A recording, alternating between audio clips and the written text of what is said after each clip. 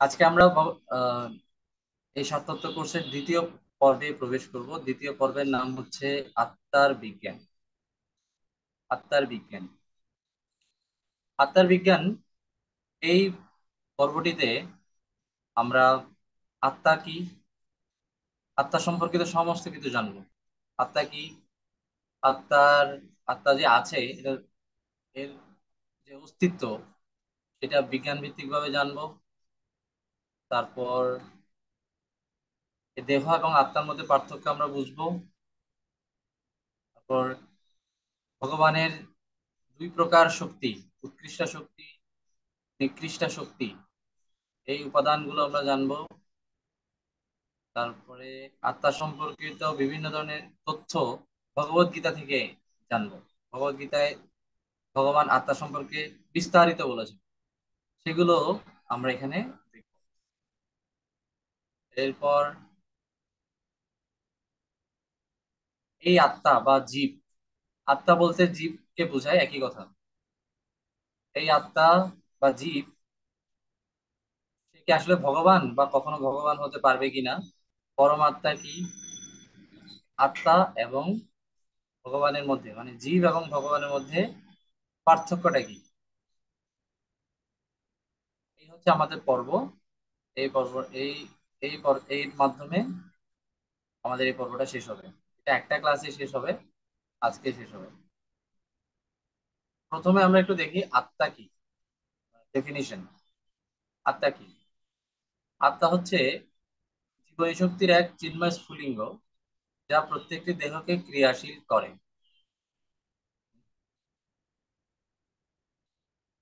জীবনী শক্তির এক চিন্ময় স্ফুলিঙ্গ, যা প্রত্যেকটি দেহকে ক্রিয়াশীল করে, সেটিকে বিভিন্ন ক্রিয়াকলাপ সম্পাদনে সক্ষম করে। ঠিক যেমন ইলেকট্রন প্রণার স্রোত তামার তারের মধ্যে দিয়ে প্রবাহিত হওয়ার সময় শকের সৃষ্টি করে, দেহকে একটি গাড়ির সাথে তুলনা করা যেতে পারে, আর আত্মাকে তুলনা করা যায় গাড়িটির চালকের সাথে। তো আমরা যে এখানে আছি, আপনারা হয়তো আমাকে দেখছেন। এই যে আমাকে দেখছেন বা আমি আপনাদেরকে দেখছি, এই যে আমি আপনাদেরকে দেখছি, আপনারা আমাকে দেখছেন। আপনারা জাস্ট বডিটাকে দেখছেন, বা আমিও বডিটাকে দেখছি। আপনারা যার দিকে তাকিয়ে আছেন, সবাই মুখের দিকে তাকায়। একটা মানুষের দিকে যখন আমরা তাকাই, তখন তার মুখের দিকে তাকাই, কিন্তু মানুষটা কিন্তু এই মুখের মধ্যে নেই। মনে করুন আপনারা এখন আমাকে দেখছেন, হ্যাঁ? তা হয়তো নীলেশ্বর গোবিন্দ দাস, আপনারা আমাকে দেখছেন। ঠিক আমার কথা শোনার সময় আপনারা কোন জায়গায় তাকাচ্ছেন? হয় আমার মুখের দিকে তাকাচ্ছেন, বিশেষ করে চোখের দিকে তাকাচ্ছেন। কোনো মানুষের যখন সাথে আমরা কথা বলি, তখন তার চোখের দিকে তাকাই। তো বুঝি কি এই মানুষটা এই জায়গায় উপস্থিত। আসলে এই মানুষটা এই জায়গায় না, আমি যে লীলেশ্বর গোবিন্দ দাস, এটা এই জায়গায় না, আমি এই জায়গায় উপস্থিত, হৃৎপিণ্ডে, চিন্ময় স্ফুলিঙ্গ। অ্যাকচুয়ালি আমি এখান থেকে কথা বলছি, সাউন্ডটা যেহেতু এদিক থেকে বেরোচ্ছে, তো সবাই এদিকে তাকাচ্ছে। বিষয়টা এরকম। অ্যাকচুয়ালি আমি এখানে না, বা আপনিও এই জায়গায় না, কিন্তু সাউন্ড যেদিক থেকে আসে মানুষ সেদিকে তাকায়। এখন এই মুহূর্তে যদি আপনাদের আশেপাশে কোনো সাউন্ড বক্স বাজে, কেউ যদি হ্যালো হ্যালো বলে, তা আপনারা কোন দিকে তাকাবেন? যেদিক থেকে সাউন্ড আসছে সেদিকেই তো তাকাবেন, সাউন্ড বক্সের দিকে। তো আমাদের পুরো শরীরের সাউন্ড বক্সটা হচ্ছে এই জায়গায়। এই কারণে মানুষ এই মুখের দিকে তাকায়। অ্যাকচুয়ালি মানুষটা ওখানে নেই, মাইক্রোফোনে কথা বলছি কিন্তু অন্য জায়গায়। কিন্তু হ্যালো হ্যালো শোনা যাচ্ছে সাউন্ড বক্স থেকে। তো সবাই প্রথমেই তাকাবে সাউন্ড বক্সের দিকে, তারপর খুঁজবে অ্যাকচুয়ালি মাইক্রোফোনটা নিয়ে মানুষটা কোথায় হ্যালো হ্যালো বলছে, রুমের কোন জায়গায়। তখন ওই রুমের দিকে আপনারা তাকাবেন, এটা পরে তাকাবেন, কিন্তু প্রথমে কিন্তু সাউন্ড বক্সের দিকে তাকাবেন। সিমিলারলি আমরা জানি না যে অ্যাকচুয়ালি এইটা হচ্ছে সাউন্ড বক্স। আমরা বুঝতে পারি যে এটা সাউন্ড বক্স, তাহলে আমরা চিন্তা করবো এবার মানুষটা অ্যাকচুয়ালি কোথায়। মানুষটা হচ্ছে হৃদ্দেশে অর্জুন তিষ্ঠতি, ঈশ্বর সর্বভূতানাম হৃদ্দেশে অর্জুন তিষ্ঠতি। ভগবান হৃদয়ে থাকেন, এবং ভগবানের সাথে আত্মাও হৃৎপিণ্ডে অবস্থান করে। হুম, তো আমি বা আপনারা অ্যাকচুয়ালি এই জায়গায় না, কোথায় আছেন? অ্যাকচুয়ালি আপনি একটা হৃৎপিণ্ডের ভেতরে আছেন। তাহলে আপনার এই যে শরীর যেটা, সেটা কি? আর কিছুই না, এটা একটা কভার, আবরণ। আপনার প্রথম পরিচয়, আপনার মূল পরিচয় হচ্ছে আপনি আপনি একজন চিন্ময় আত্মা। কিন্তু এই সংক্রান্ত শিক্ষা কোন স্কুল ইউনিভার্সিটিতে দেওয়া হয় না। এটা হচ্ছে আমাদের দুর্ভাগ্য। শাস্ত্র থেকে এ কারণেই আন্তর্জাতিক কৃষ্ণ অবলম্বিত সংঘ এই শিক্ষাগুলো দেওয়ার জন্য এই বিভিন্ন ধরনের কোর্স গুলো চালু করেছে, যাতে করে আমরা বুঝতে পারি আমাদের নিজেদের পরিচয়টা আসলে কি। তো এটা হচ্ছে জীবনী শক্তি, যেটা এই দেহটাকে সক্রিয় রাখে, এবং এটা হচ্ছে ভগবানের নিত্য অবিচ্ছেদ্য অংশ। শুধু জীবনী শক্তি বা চিন্ময় স্ফুলিঙ্গ এতটুকু জানলেই হবে না। কি, কার অংশ? ভগবান শ্রীকৃষ্ণের অংশ। আচ্ছা, এখন এই আত্মাকে দেখা যায় না, যেহেতু চিন্ময়, চিন্ময় কোনো বস্তু জড় চক্ষু দিয়ে দেখা যাবে না। তো আমরা আগেই দেখেছি যে সিইং ইজ বিলিভিং, মানে দেখলে বিশ্বাস করবো, না দেখলে নাই। এই কথাটা আসলে ঠিক নেই। এমন অনেক জিনিস আছে যেগুলো আমরা দেখি না, যেমন কারো বুদ্ধি আমরা দেখি না, বা মনকে দেখা যায় না, হুম, অহংকারকে দেখা যায় না, যেগুলো সূক্ষ্ম। জড় কিন্তু সূক্ষ্ম, দেখা যায় না। আর আত্মা তো আরো সূক্ষ্ম। আত্মা হচ্ছে মন বুদ্ধি অহংকারের চেয়েও সূক্ষ্ম চিন্ময় বস্তু। এর কারণে এটাকে দেখা যাবে না। কিন্তু তার মানে কি আমরা কোনোভাবেই বুঝতে পারবো না আত্মার অস্তিত্ব? হ্যাঁ, বুঝতে পারবো। এর জন্য কয়েকটা প্রমাণ আছে, যেটা দিয়ে বোঝা যাবে আত্মা প্রকৃতপক্ষে, আত্মার অবস্থা, বিজ্ঞান ভিত্তিক অস্তিত্বটা কিভাবে আমরা বুঝতে পারি। প্রথমে আমরা বুঝতে পারি সাধারণ জ্ঞান, কমন সেন্স দিয়ে। যেমন আমরা বলি, কেউ যখন মারা যায় তখন আমরা বলি উনি চলে গেলেন, কান্নাকাটি করেন, আমার বাবা চলে গেল, আমার দাদু চলে গেল। কিন্তু যে চলে গেল বলছে, সে তো আছে এখানে। যদি এখানে আত্মা ছাড়া, আত্মা না থাকে, বা আত্মা বলতে যদি কোনো কিছু না থাকে, তাহলে তো বডির সবকিছুই তো এখনো আছে। তাহলে আমি কেন বলছি চলে গেল? তাহলে কে চলে গেলেন? কে চলে গেলেন? এখানে একজন ব্যক্তি ছিলেন, যিনি কথা বলতেন, যিনি এই বডিটাকে নাড়াচাড়া করতেন, যিনি চোখটাকে খুলতেন বন্ধ করতেন, তিনি এখন চলে গেলেন।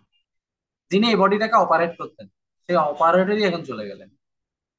সেই অপারেটরের নাম হচ্ছে আত্মা, বা কোনো কোনো ল্যাঙ্গুয়েজে বলা হয়, ইংলিশে বলা হয় সোল,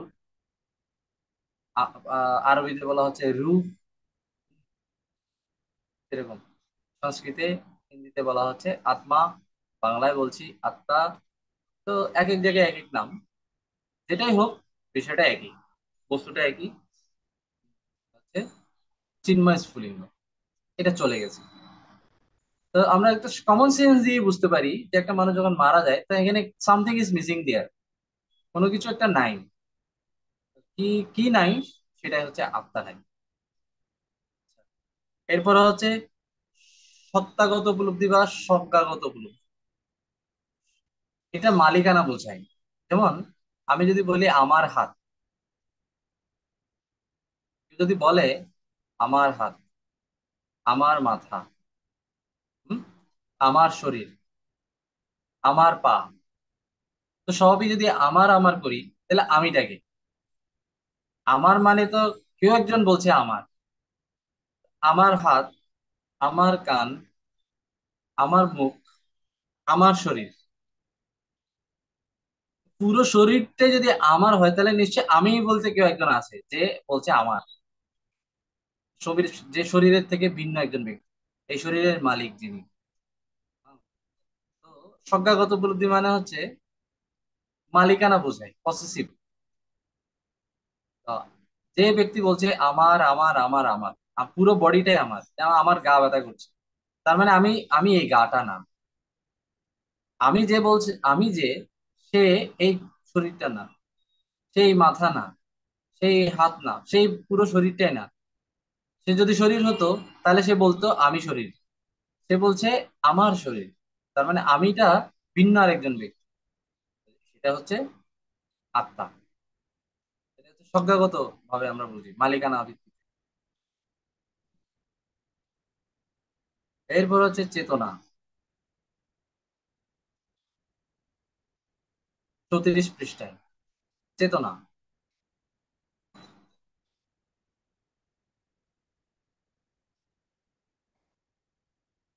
চেতনা হচ্ছে আত্মার লক্ষণ।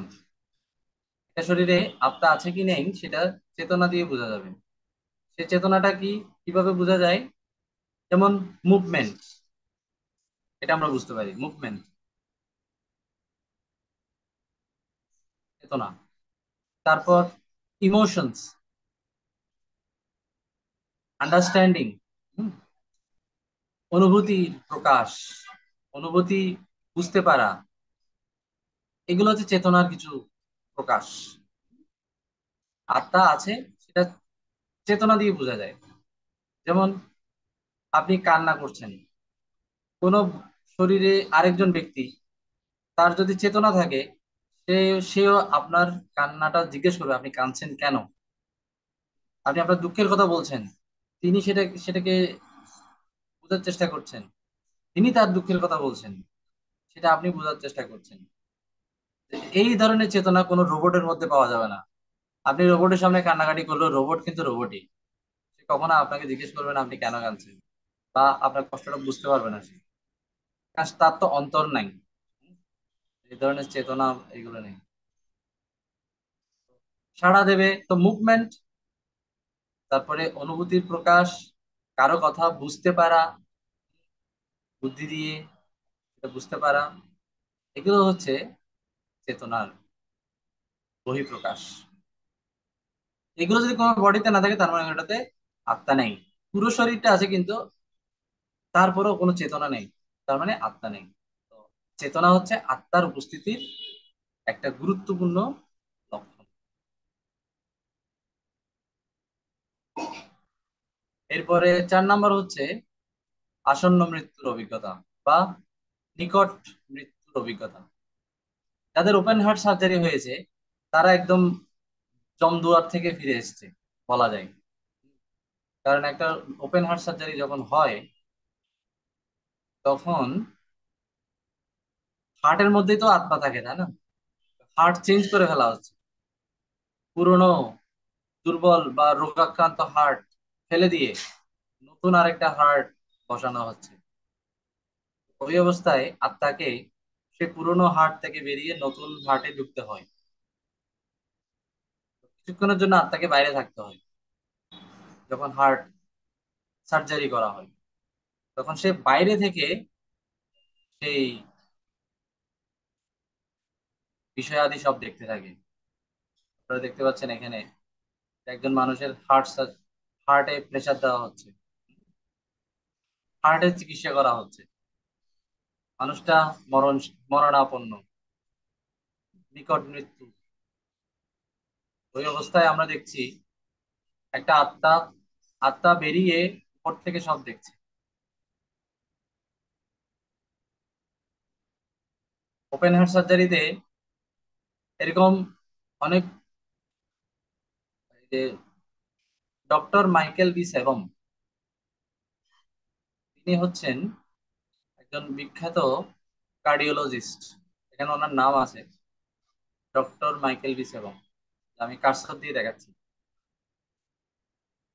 তিনি নিজে প্রায় হাজারেরও অধিক নিজে ওপেন হার্ট সার্জারি করেছেন। তিনি দেখেছেন একটা বিষয়, তিনি খেয়াল করেছেন যে রোগীকে তো প্রায় বলা যায় মানে মেরে ফেলে রেখে দেওয়ার মতো অবস্থা। যখন ওপেন হার্ট সার্জারি করা হয় তখন ওই মানুষটাকে অজ্ঞান করা হয়। সেই অজ্ঞান অবস্থায় মানুষটা প্রায় মৃত বললেই চলে। কৃত্রিম ভাবে শ্বাস প্রশ্বাস চালানো হয় পুরো শরীরের কাজকর্ম বন্ধ এমন অবস্থায়, এবং সে তো অজ্ঞান, কিছু দেখছে না, কিছু শুনছে না, কিছু বলতেও পারছে না, তার সমস্ত ইন্দ্রিয় স্টপ করে দেওয়া হয়েছে। এরকম অবস্থায় ওপেন হার্ট সার্জারি চলে। তো ওপেন হার্ট সার্জারি চলার সময় কি কি হয়েছে, কোন কোন ডাক্তার ছিল, সবই হুবহু বলে দিতে পারছে রোগী। এরকম উনি প্রায় হাজারেরও অধিক, প্রায় 1300 মতো এরকম গবেষণা চালিয়েছেন, যেখানে প্রায় সবগুলো রোগী অপারেশন চলাকালে কি কি হচ্ছিল একদম হুবহু বলে দিতে পারছেন। তারা কি বিষয় নিয়ে আলোচনা করেছে, কোন কোন যন্ত্র ইউজ করেছেন, কোন কোন ছুরি, চামচ, এগুলো মানে এগুলো ইউজ করেছেন, সার্জারির যে উপাদানগুলো ইউজ করেছেন, কোন কোন সার্জন ছিলেন ওই সময়, কোন কোন ডাক্তার ছিলেন, নার্স কি কি কে কে ছিল, তাদের মধ্যে কি ধরনের কথাবার্তা হচ্ছিল, সবই রোগীরা পরবর্তীতে হুবহু বলে দিতে পারছিলেন। তো সেখান থেকে তিনি সিদ্ধান্তে আসলেন যে এই দেহের বাইরেও এমন একটা কিছু আছে যেটা দেখছে যে এই শরীরে কি হচ্ছে। যদি আত্মা বলতে কোনো কিছু না থাকতো, তাহলে তিনি বলতে পারতেন না, কারণ পুরো দেহটাই তখন অবশ করে দেওয়া হয়েছে, নিষ্ক্রিয় করে দেওয়া হয়েছে। তো এই আমরা যদি শুধু এই দেহটাই হতাম, তাহলে বলতে পারতাম না। তার মানে এই দেহ ছাড়া এখানে আর একটা কিছু আছে যেটাকে অবশ করা যায়নি, যেটা বাইরে থেকে দেখছে। তো এখানে আমরা দেখছি এই ছবিটাতে যে রোগীর চিকিৎসা চলছে, কিন্তু আত্মা এর বাইরে অবস্থান করে দেখছেন। এটাকে বলা হচ্ছে দেহ অতিরিক্ত অভিজ্ঞতা, O B E, out of body experience, OBE, out of body experience, নিকট মৃত্যুর অভিজ্ঞতা। নি- এতক্ষণ ধরে আপনারা শুনলেন দেহ অতিরিক্ত অভিজ্ঞতা, এবার বলছি নিকট মৃত্যুর অভিজ্ঞতা। নিকট মৃত্যুর অভিজ্ঞতা মানে হচ্ছে এমন এমন কিছু ঘটনা শোনা যায় যেখানে আমরা দেখি যে মানুষ মারা গিয়েছে, অফিসিয়ালি ডেথ, ক্লিনিক্যালি ডেথ, তাকে সৎকার কার্যের জন্য নিয়ে যাওয়া হয়েছে, চিতায় তোলা হয়েছে বা কবর দেওয়া হয়েছে, পরে কবর দিতে গিয়ে বা চিতায় আগুন জ্বালাতে গিয়ে দেখা যাচ্ছে মানুষ আবার উঠে চলে এসেছে। এরকম কাহিনী আপনারা কে কে শুনেছেন? হাত তুলুন তো। এরকম কাহিনী কেউ শুনেননি? চিতা থেকে উঠে চলে এসেছে এরকম কাহিনী শুনেননি কখনো? যাই হোক, এরকম অনেক ঘটনা ঘটেছে, মানুষ মারা গেছে, মানুষটা। এরকম একটা ঘটনা আমি আপনাদেরকে বলি। এটা শ্রীমৎ জয়পতাকা স্বামী গুরু মহারাজ বলেছিলেন এই ঘটনাটা। একবার একটা মানুষ মারা গিয়েছে, তো তাকে সৎকার করার জন্য চিতায় তোলা হলো। চিতায় তুলতে গিয়ে আগুন জ্বালানো হলো। তৎক্ষণাৎ ওই মানুষটা উঠে উঠে দৌড় দিয়েছে, চিতা থেকে উঠে সোজা একটা ইসকন মন্দিরের দিকে চলে গেছে, দৌড়ে একটা ইসকন মন্দিরে গেছে, চিতা থেকে উঠে একদম ডাইরেক্ট। এটা সত্য ঘটনা। ইসকন মন্দিরের দিকে গেলেন, সেখানে গিয়ে তিনি বলছেন, আমাকে একটা ভগবত গীতা যথাযথ দিন। তো মানুষটা তো বোঝা যাচ্ছে উনি মানে ভিজা গাটা, ভিজা কাপড় চোপড়ও তেমন একটা নাই, খুব সামান্য কাপড় চোপড়, এই অবস্থায় এসে বলছেন আমাকে একটা ভগবত গীতা যথাযথ দিন। তো ইসকন মন্দিরের ওই প্রভুটা তাকে জিজ্ঞেস করছে, আসলে ঘটনাটা কি বলুন তো, আপনার এই অবস্থা কেন? বলছে আমি মারা গিয়েছিলাম। কি বলেন, আপনি মারা গিয়েছিলেন? বলছে, হ্যাঁ আমি মারা গিয়েছিলাম। মারা যাওয়ার পর যমদূতেরা আমাকে একটা জায়গায় নিয়ে যায়, অনেক ভয়ঙ্কর একটা জায়গা। তো ওখানে আমার বিচার কার্য শুরু হয়। বিচার কার্য শুরু হয় এবং ওখানে যখন চিত্রগুপ্ত মানে আমি কি কি করেছি সেই কাহিনীগুলো যমরাজকে শোনাচ্ছে, সেখানে উনি একবার এক জায়গায় বলেছেন যে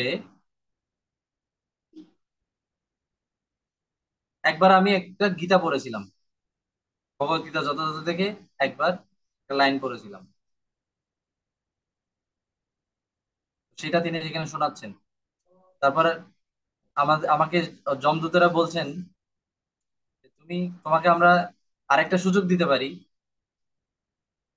যমরাজ বলছেন, তোমাকে আমরা আরেকটা সুযোগ দিতে পারি, তুমি যদি গিয়ে গিয়ে একটা ভগবত গীতা যথাযথ পড়বে। তো ওকে আবার ছেড়ে দেওয়া হলো, মানে আবার একটা প্রাণ দেওয়া হলো, চান্স দেওয়া হলো। তো যখনই আত্মাটাকে ছেড়ে দেওয়া হলো, তখনই সেই মুহূর্তে সে আবার সে বডিতে ঢুকে পড়েছে। সে ঢুকে পড়েই বডি সে বডিতে ঢুকেই সে দিয়েছে দৌড় সোজা ইস্কন মন্দিরে, ওই যমদূতদের কথা মতো। তো তখনই সে কারণে সে ওই ভগবদ্গীতা যথাযথের অন্বেষণ করছে, কারণটা সে বলল। এই কথা শুনে মানে যিনি বিক্রেতা, প্রভু যেটা বুক স্টলে আছেন, তিনি বলছেন এই কাহিনী আমার সবাইকে বলতে হবে, আপনার এই কাহিনী। তো উনি ওখানে প্রেসিডেন্ট প্রভুকে শেয়ার করেন। সেই প্রেসিডেন্ট প্রভু গুরু মহারাজকে বলেন। গুরু মহারাজ একদিন একটা লেকচারে, অনলাইন অনলাইন ক্লাস এবং মায়াপুর মন্দিরে একটা বিশাল অনলাইন বিশাল ভাগবত ক্লাসে এই কাহিনীটা শেয়ার করেন। ভিডিওটা আমি কেটে রেখেছিলাম, ওই অংশ, ওই গল্পটা ক্লাসে দেবো, আপনাদের গ্রুপে দিয়ে দেবো, খুঁজে বের করে দিয়ে দেবো। তাহলে একটু চিন্তা করুন, এটা হচ্ছে নিকট মৃত্যুর মানে প্রায় তিনি মারা গেছেন, আবার ফেরত এসেছেন। এটা হচ্ছে নিকট মৃত্যুর অভিজ্ঞতা। এরকম অনেক ঘটনা আছে, শুধু একটা না। এটা বুক ডিস্ট্রিবিউশনের মানে গ্রন্থ পড়ার, প্রভুপাদের গ্রন্থ পড়ার গুরুত্ব নিয়ে গুরু মহারাজ বলেছিলেন এই ক্লাস, এই কথাটা, এই কাহিনীটা, গ্রন্থ পড়াটা কত ইম্পর্টেন্ট। তো এইভাবে আমরা দেখি যে এই দেহের বাইরে একটা একটা কিছু আছে, যেটা এই দেহটার সম্পর্কে বলছে। এই যে নিয়ার ডেথ এক্সপিরিয়েন্স বা আউট অফ বডি এক্সপিরিয়েন্স, এগুলো হচ্ছে কিছু মেডিকেল কারণ। এটা হচ্ছে মেডিকেলি প্রমাণ করা হয়েছে যে দেহের বাইরে এমন একটা কিছু আছে যেটা অবশ অবশ করা যায় না যেটাকে। এবং রোগী একদম পুরো অজ্ঞান হয়ে গেলেও এই বস্তুটি, অর্থাৎ আত্মা, অজ্ঞান হন না, এবং তিনি সবকিছু দেখতে পান। এবং চিকিৎসা চলাকালে সবকিছু তিনি হুবহু বর্ণনা করছেন।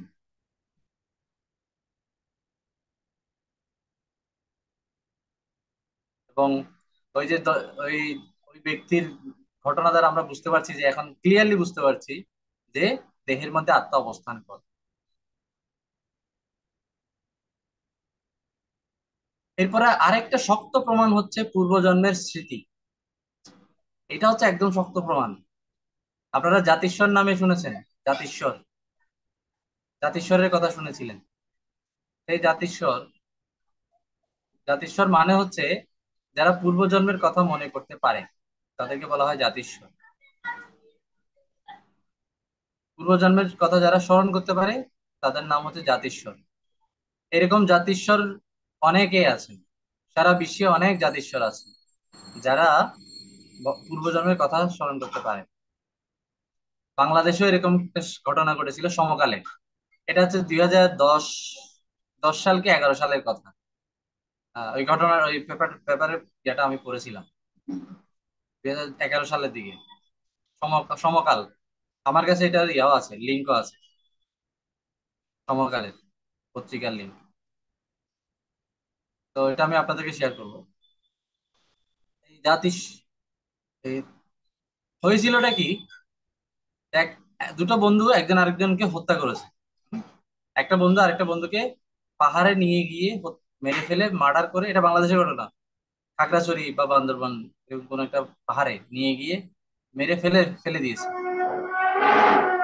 কোনো প্রমাণ নেই যে কে মেরেছে, এবং লাশটাও পাহাড়ে অনেক নিচে ফেলে দেয়, যেখানে মানে আর কেউ জানলে না অনুসন্ধান করবে, কেউ তো জানেও না কোথায় মরেছে সে। তাকে কোথায়, সবাই শুধু জানে যে সে এই ব্যক্তিটা নিখোঁজ এবং অনেক দিন ধরে তাকে খুঁজে পাওয়া যাচ্ছে না। হ্যাঁ, তার খুব কাছের বন্ধু, ক্লোজ বন্ধু, সেই মেরেছে। দুই তিনজন বন্ধু, দুইজন সহযোগী ছিল, একজন হত্যাকারী। খুব কাছের বন্ধু, তাদের কি কেউ সন্দেহ করছে? এবং তারাও বলছে কোথায় যে গেছে আমরা তো খুঁজে পাচ্ছি না। তারাও নাটক শুরু করে দিয়েছে। তো অনেক দিন চলে গেল, মামলা হয়েছে, কিন্তু কারণ কেউ তো জানে না যে বান্দরবনে মেরে গেছে, বান্দরবনে বা খাগড়াছড়িতে মেরে সেখানে অনেক গহীন বনের মধ্যে একদম খুব নিচে ফেলে দিয়েছে। সেখানে সাধারণত কোনো মানুষও যায় না, মানুষজন যায় না যেখানে যেখানে সেখানে যে কারণে কেউ বুঝতে পারেনি। আসলে কোনো ধরনের সূত্র নাই এই মামলাটা এগিয়ে নিয়ে যাওয়ার জন্য। এভাবে অনেক বছর চলে গেল।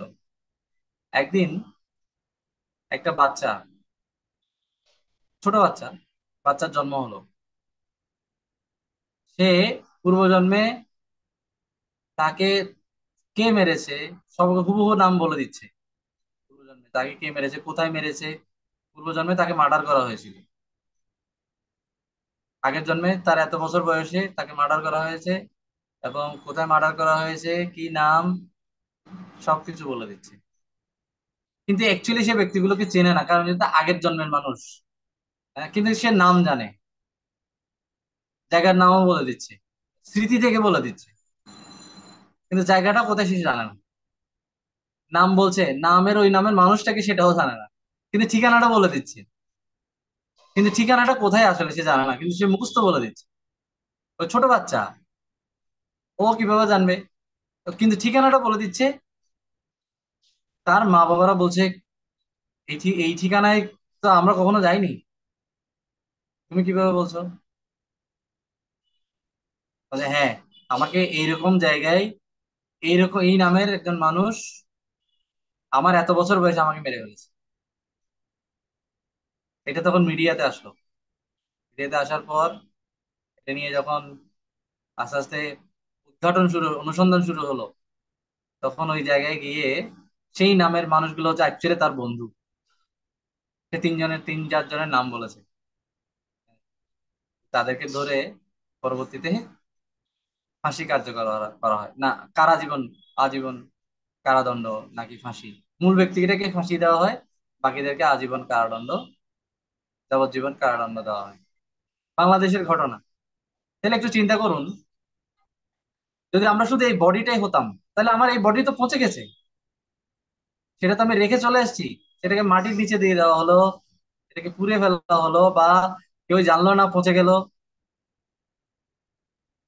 কিন্তু মেমোরি কোথায় সেভ হয়ে আছে? মেমোরি নিশ্চয়ই এমন একটা জায়গায় সেভ হয়ে আছে যেটা আরেকটা শরীরে ঢুকেছে।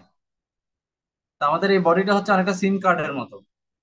আপনি যদি নাম্বারগুলো সিম কার্ডে সেভ করে রাখেন, সিমের মধ্যে, সেটা যখন আপনি আরেকটা মোবাইলে ঢুকাবেন ওখানে সেই নাম্বারগুলো শো করবে, বা মেমোরি কার্ডের মতো ওখানেই নেটওয়ার্ক চালু হয়ে যাবে। ওখানে সেই সিম কার্ডের নেটওয়ার্কটা হচ্ছে চেতনা, চেতনার মতো। হ্যাঁ, সিম কার্ড আছে না নাই আপনি কিভাবে বুঝবেন? মোবাইলের দাগ দেখে, নেটওয়ার্ক দেখে। কথা বলতে পারবেন, কল রিসিভ করতে পারবেন, কল দিতে পারবেন, ডাটা চালু করতে পারবেন। এই সিম সিম আছে না নাই সেটা বুঝতে পারবেন এগুলো দিয়ে, তো এগুলো হচ্ছে চেতনা। এবং এই এই সিমটা আপনি যেই মোবাইলে ঢুকাবেন ওইখানেই ফাংশন, ওই ফাংশন গুলো করবে। অ্যাকচুয়ালি মোবাইলের কোনো প্রাণ নেই। মোবাইল, আপনি শুধু মোবাইল দিয়ে কথা বলতে পারবেন না, সিম লাগবে। তো আত্মাটা হচ্ছে সে সিমের মতো। তো এই আত্মা যেহেতু আছে, আগের শরীরটা পৌঁছে গেলেও মরে কিন্তু ধ্বংস হয়ে গেছে, শেষ।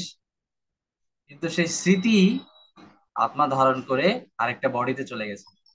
তো জাতিস্বররাই হচ্ছে আত্মার অস্তিত্বের সবচেয়ে বড় প্রমাণ, একদম অকাট্য প্রমাণ আত্মা বলতে যে কিছু আছে। না হলে পূর্বজন্মের কথা বলতে, তো আত্মা আছে মানে পূর্বজন্ম বিষয়টা, আত্মা থাকলে তখন পূর্বজন্মের বিষয়টা চলে আসে, জন্মান্তরবাদ এগুলোর কথা চলে আসে। এই পূর্বজন্মের আরেকটা কাহিনী আছে, এগুলো আপনারা চতুর্থ পর্বে পাবেন।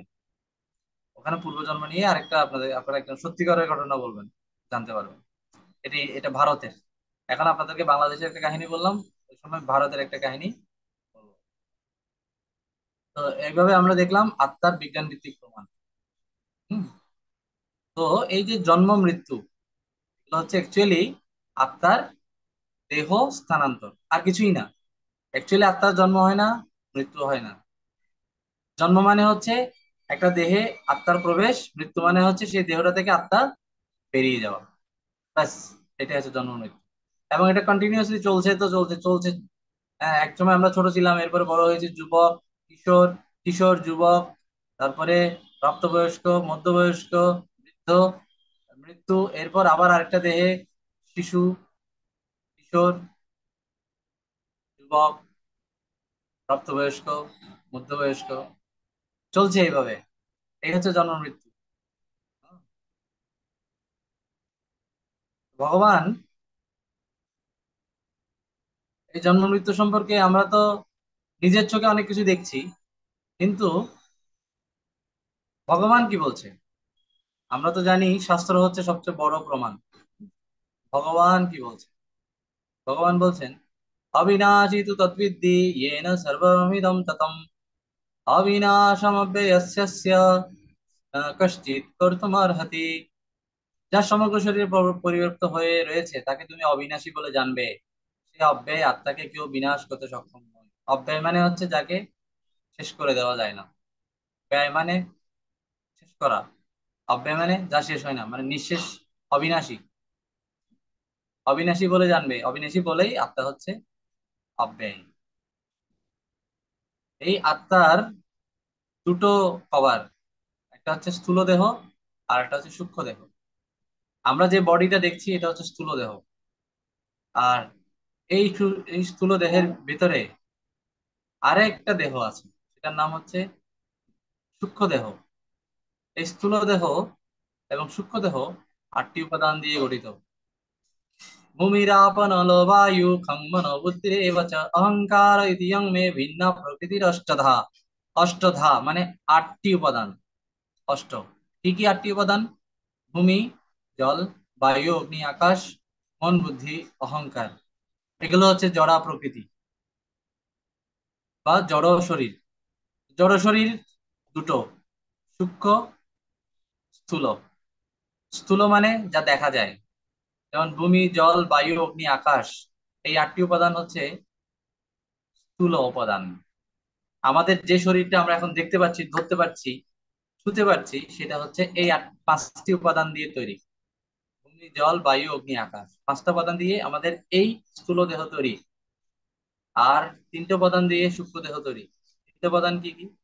মন, বুদ্ধি, অহংকার। টোটাল 8টি। 5টি, 3টি। 5টা দিয়ে স্থূল দেহ, যেটাকে ছোঁয়া যায়, কাটা যায়, পোড়ানো যায়, হ্যাঁ, মেরে ফেলা যায়, আদর করা যায়, শাসন করা যায়। আর 3টি উপাদান দিয়ে সূক্ষ্ম দেহ তৈরি, যেটাকে ধরা যায় না, ছোঁয়া যায় না, দেখা যায় না, ফিল করা যায় শুধু। যেমন মন, মনকে কি দেখানো যাবে না, ফিল করতে পারবে। কারো মন আছে না নাই, কার মন দুষ্ট, কার মন ভালো, এটা আপনি ফিল করতে পারবেন, কিন্তু দেখাতে পারবেন না। এই দেখেন ভালো মন, মার্কেটে পাওয়া যায়, কিনতে পাওয়া যায়, এগুলো কিনে কিছু করতে পারবেন না। বুদ্ধি আছে না নাই, এটা আপনি ফিল করতে পারবেন। বুদ্ধিমান ব্যক্তি, নির্বোধ ব্যক্তি, এটা আপনি জাস্ট ফিল করতে পারবেন। অহংকার ফিল করতে পারবেন, কিন্তু ধরতে পারবেন না, দেখতে পারবেন না। এভাবে 5টি আর 3টি, মোট 8টি উপাদান দিয়ে হচ্ছে জড়া প্রকৃতি আমাদের এই জড় শরীর। তো জড় শরীর কয়টা? দুটো, সূক্ষ্ম, স্থূল। ঠিক আছে। ভগবানের যে শক্তি রাজি, দুটো ভাগ করা হয়েছে, একটা জড়, চিন্ময়। এই জড় উপাদান হচ্ছে 8টি, 5টি স্থূল, 3টি সূক্ষ্ম। এগুলো আমি অলরেডি আলোচনা করে ফেলেছি। আমাদের এই এই পুরো জড় শক্তিটাই হচ্ছে জড় প্রকৃতি। সেটা আবার দুটো পার্ট, স্থূল, সূক্ষ্ম। আর চিন্ময় প্রকৃতি হচ্ছে আত্মা। তাহলে দেহ হচ্ছে জড় প্রকৃতি, আর চিন্ময় শরীর চিন্ময় জীব হচ্ছে আত্মা। আত্মা হচ্ছে সৎ চিত আনন্দময়। সৎ মানে নিত্য, এটার্নাল। চিত মানে জ্ঞানময়। আর আনন্দময় মানে তো আনন্দময়। এটা হচ্ছে আত্মার বৈশিষ্ট্য। আত্মার তিনটা বৈশিষ্ট্য। আত্মা সৎ। সৎ মানে আমরা যেটা সততা বুঝি সেটা না। সংস্কৃতে সৎ মানে হচ্ছে নিত্য, সৎ। আর সৎ অসৎ মানে ভালো মন্দ এটা ওকে বোঝানো হয়নি। সৎ মানে হচ্ছে নিত্য। সংস্কৃতে এটার বাংলা হচ্ছে নিত্য। তো এগুলো আপনারা মনে রাখবেন। ভগবানের পুরো এনার্জিটাকে দুই ভাগে ভাগ করা হয়: অপরা, নিকৃষ্টা বা জড়া। আর এর বিপরীত শব্দ হচ্ছে পরা, উৎকৃষ্টা, চিন্ময়। Okay? তো মানুষ তো এখন রোবট বানাচ্ছে, তাহলে এগুলো কি মানুষের বিকল্প? না, রোবট কখনোই মানুষের বিকল্প হতে পারবে না। কারণ রোবট রোবট যা বানাচ্ছি সেটা এই স্থূল উপাদানগুলো দিয়ে বানাচ্ছি। কিন্তু সূক্ষ্ম উপাদান নেই, রোবটের কোনো মন নেই, রোবটের কোনো বুদ্ধি নেই। তাকে বুদ্ধি ধার দেওয়া হয়েছে। রোবটের কোনো ইগো নেই। আপনি অপমান করলেও বুঝতে পারবে না, আবার সম্মান করলেও বুঝতে পারবে না। তাকে যা শিখিয়ে দেওয়া হয়েছে সে ততটুকু বুঝতে পারবে। এর বেশি কিছু সে করতে পারবে না, কারণ তার বুদ্ধি নেই। রোবট বানানো হয়েছে শুধু এই 8টি উপাদান দিয়ে। ভূমি, আমাদের শরীরে যে কঠিন পদার্থগুলো সেগুলো হচ্ছে ভূমি। যেমন এই যে হাড়, মাংস, চামড়া, কঠিন পদার্থ যেগুলো। আর জলীয় পদার্থগুলো হচ্ছে জল, যেমন ব্লাড।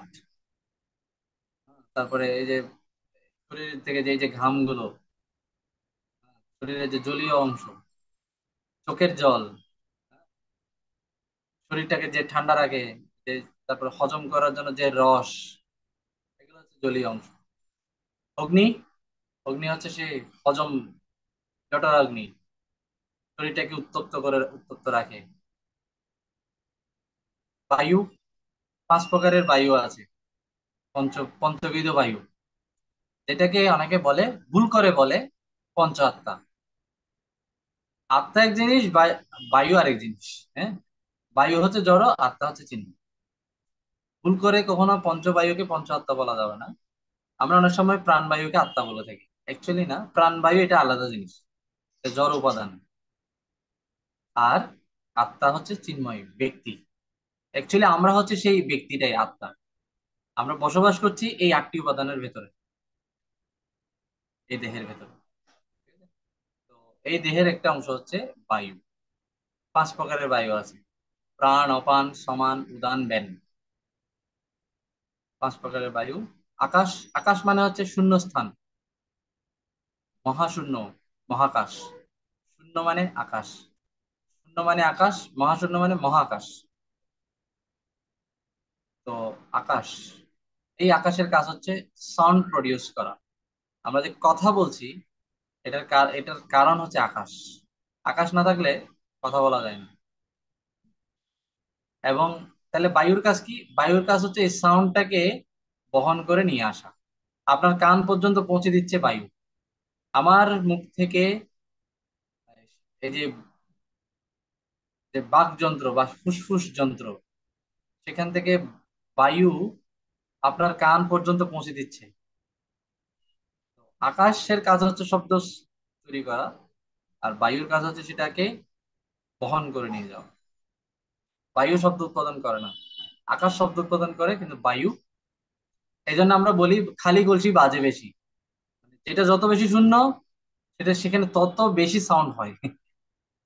যত নিরেট, আকাশের পরিমাণ কম, টোকা দিলে সাউন্ডও কম হয়।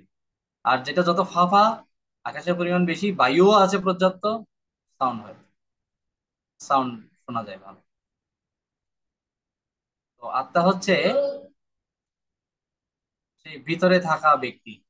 আর এই উপাদানগুলো হচ্ছে গ্লাভস এর মতো। যেমন গ্লাভস, আমরা যদি হাতের মধ্যে গ্লাভস পরি, হ্যাঁ, মৌজা পরি, হাত মৌজা, এবং সেটা যখন নাড়াই মনে হবে মোজাটা নড়াচড়া করছে। অ্যাকচুয়ালি মোজা নড়াচড়া করছে না, এর ভিতরে হাত আছে। তো দস্তানা, দস্তানা মানে মোজা, হাতের গ্লাভস। তো আমি যখন নাড়াবো মনে হবে মোজাটা নড়াচড়া করছে, অ্যাকচুয়ালি মোজা নড়াচড়া করছে না, ভেতরে হাত আছে। আমার আঙ্গুলগুলো আছে। তো বিষয়টা সেরকম, এই যে বডি নড়াচড়া করছে, ভেতরে আত্মা আছে। এই যে দস্তানার উদাহরণ দেওয়া হয়, এরকম একটা প্রশ্ন আপনারা পাবেন। দস্তানার উপমা দ্বারা কি বোঝানো হয়েছে? দস্তানা মানে মোজা, হাত মোজা, গ্লাভস, এটা বোঝানো হয়েছে। তো রোবটের কোনো মন নেই, কিছু নেই, যে কারণে সে কোনো ধরনের সিদ্ধান্ত দিতে পারে না। তাকে যা শেখানো হয় সে সেটাই কেবল করতে পারবে। সে কোনো দুঃখ প্রকাশ, ইমোশন শেয়ারিং এগুলো কিছুই করতে পারবে না সে। কোনো কিছুর উপলব্ধি উপলব্ধি করা পারবে না। একটা ক্যামেরা তো লেন্স থাকে, আমার চোখেও লেন্স আছে। যখন অডিশন নেওয়া হয়, গানের অডিশন, বিচারক মন্ডলী বসে আছে, 3-4 জন বিচারক আছে, শিল্পী কোনো একজন ক্যান্ডিডেট গান গাইছে, ক্যামেরাও রেকর্ড করছে, আবার ক্যামেরার লেন্সও দেখছে সেটা, আবার বিচারকদের যে চোখের লেন্স সেটাও দেখছে, কিন্তু বিচারটা করে কে? ক্যামেরা করে না। বিচারটা করে কে? কার গান ভালো হয়েছে, এই বিচারটা করবে কে? বিচারক। কেন? সে কিভাবে পারছে? ক্যামেরার লেন্সও তো সবকিছু দেখেছে, পারলে আরো বেশি জুম করে দেখেছে, হাই রেজুলেশন দিয়ে দেখেছে, কিন্তু সে কে ভালো গেয়েছে এটা বলতে পারবে না। বলতে পারবে কে? বিচারক মন্ডলী। কারণ আত্মা আছে। এই হচ্ছে আত্মার বিশেষত্ব। আত্মা ছাড়া কাজ হবে না। দেহ এবং আত্মার মধ্যে সম্পর্কটা কি? আমরা আগে জেনেছি দেহটা হচ্ছে একটা গাড়ির মতো, আত্মা হচ্ছে তার চালক।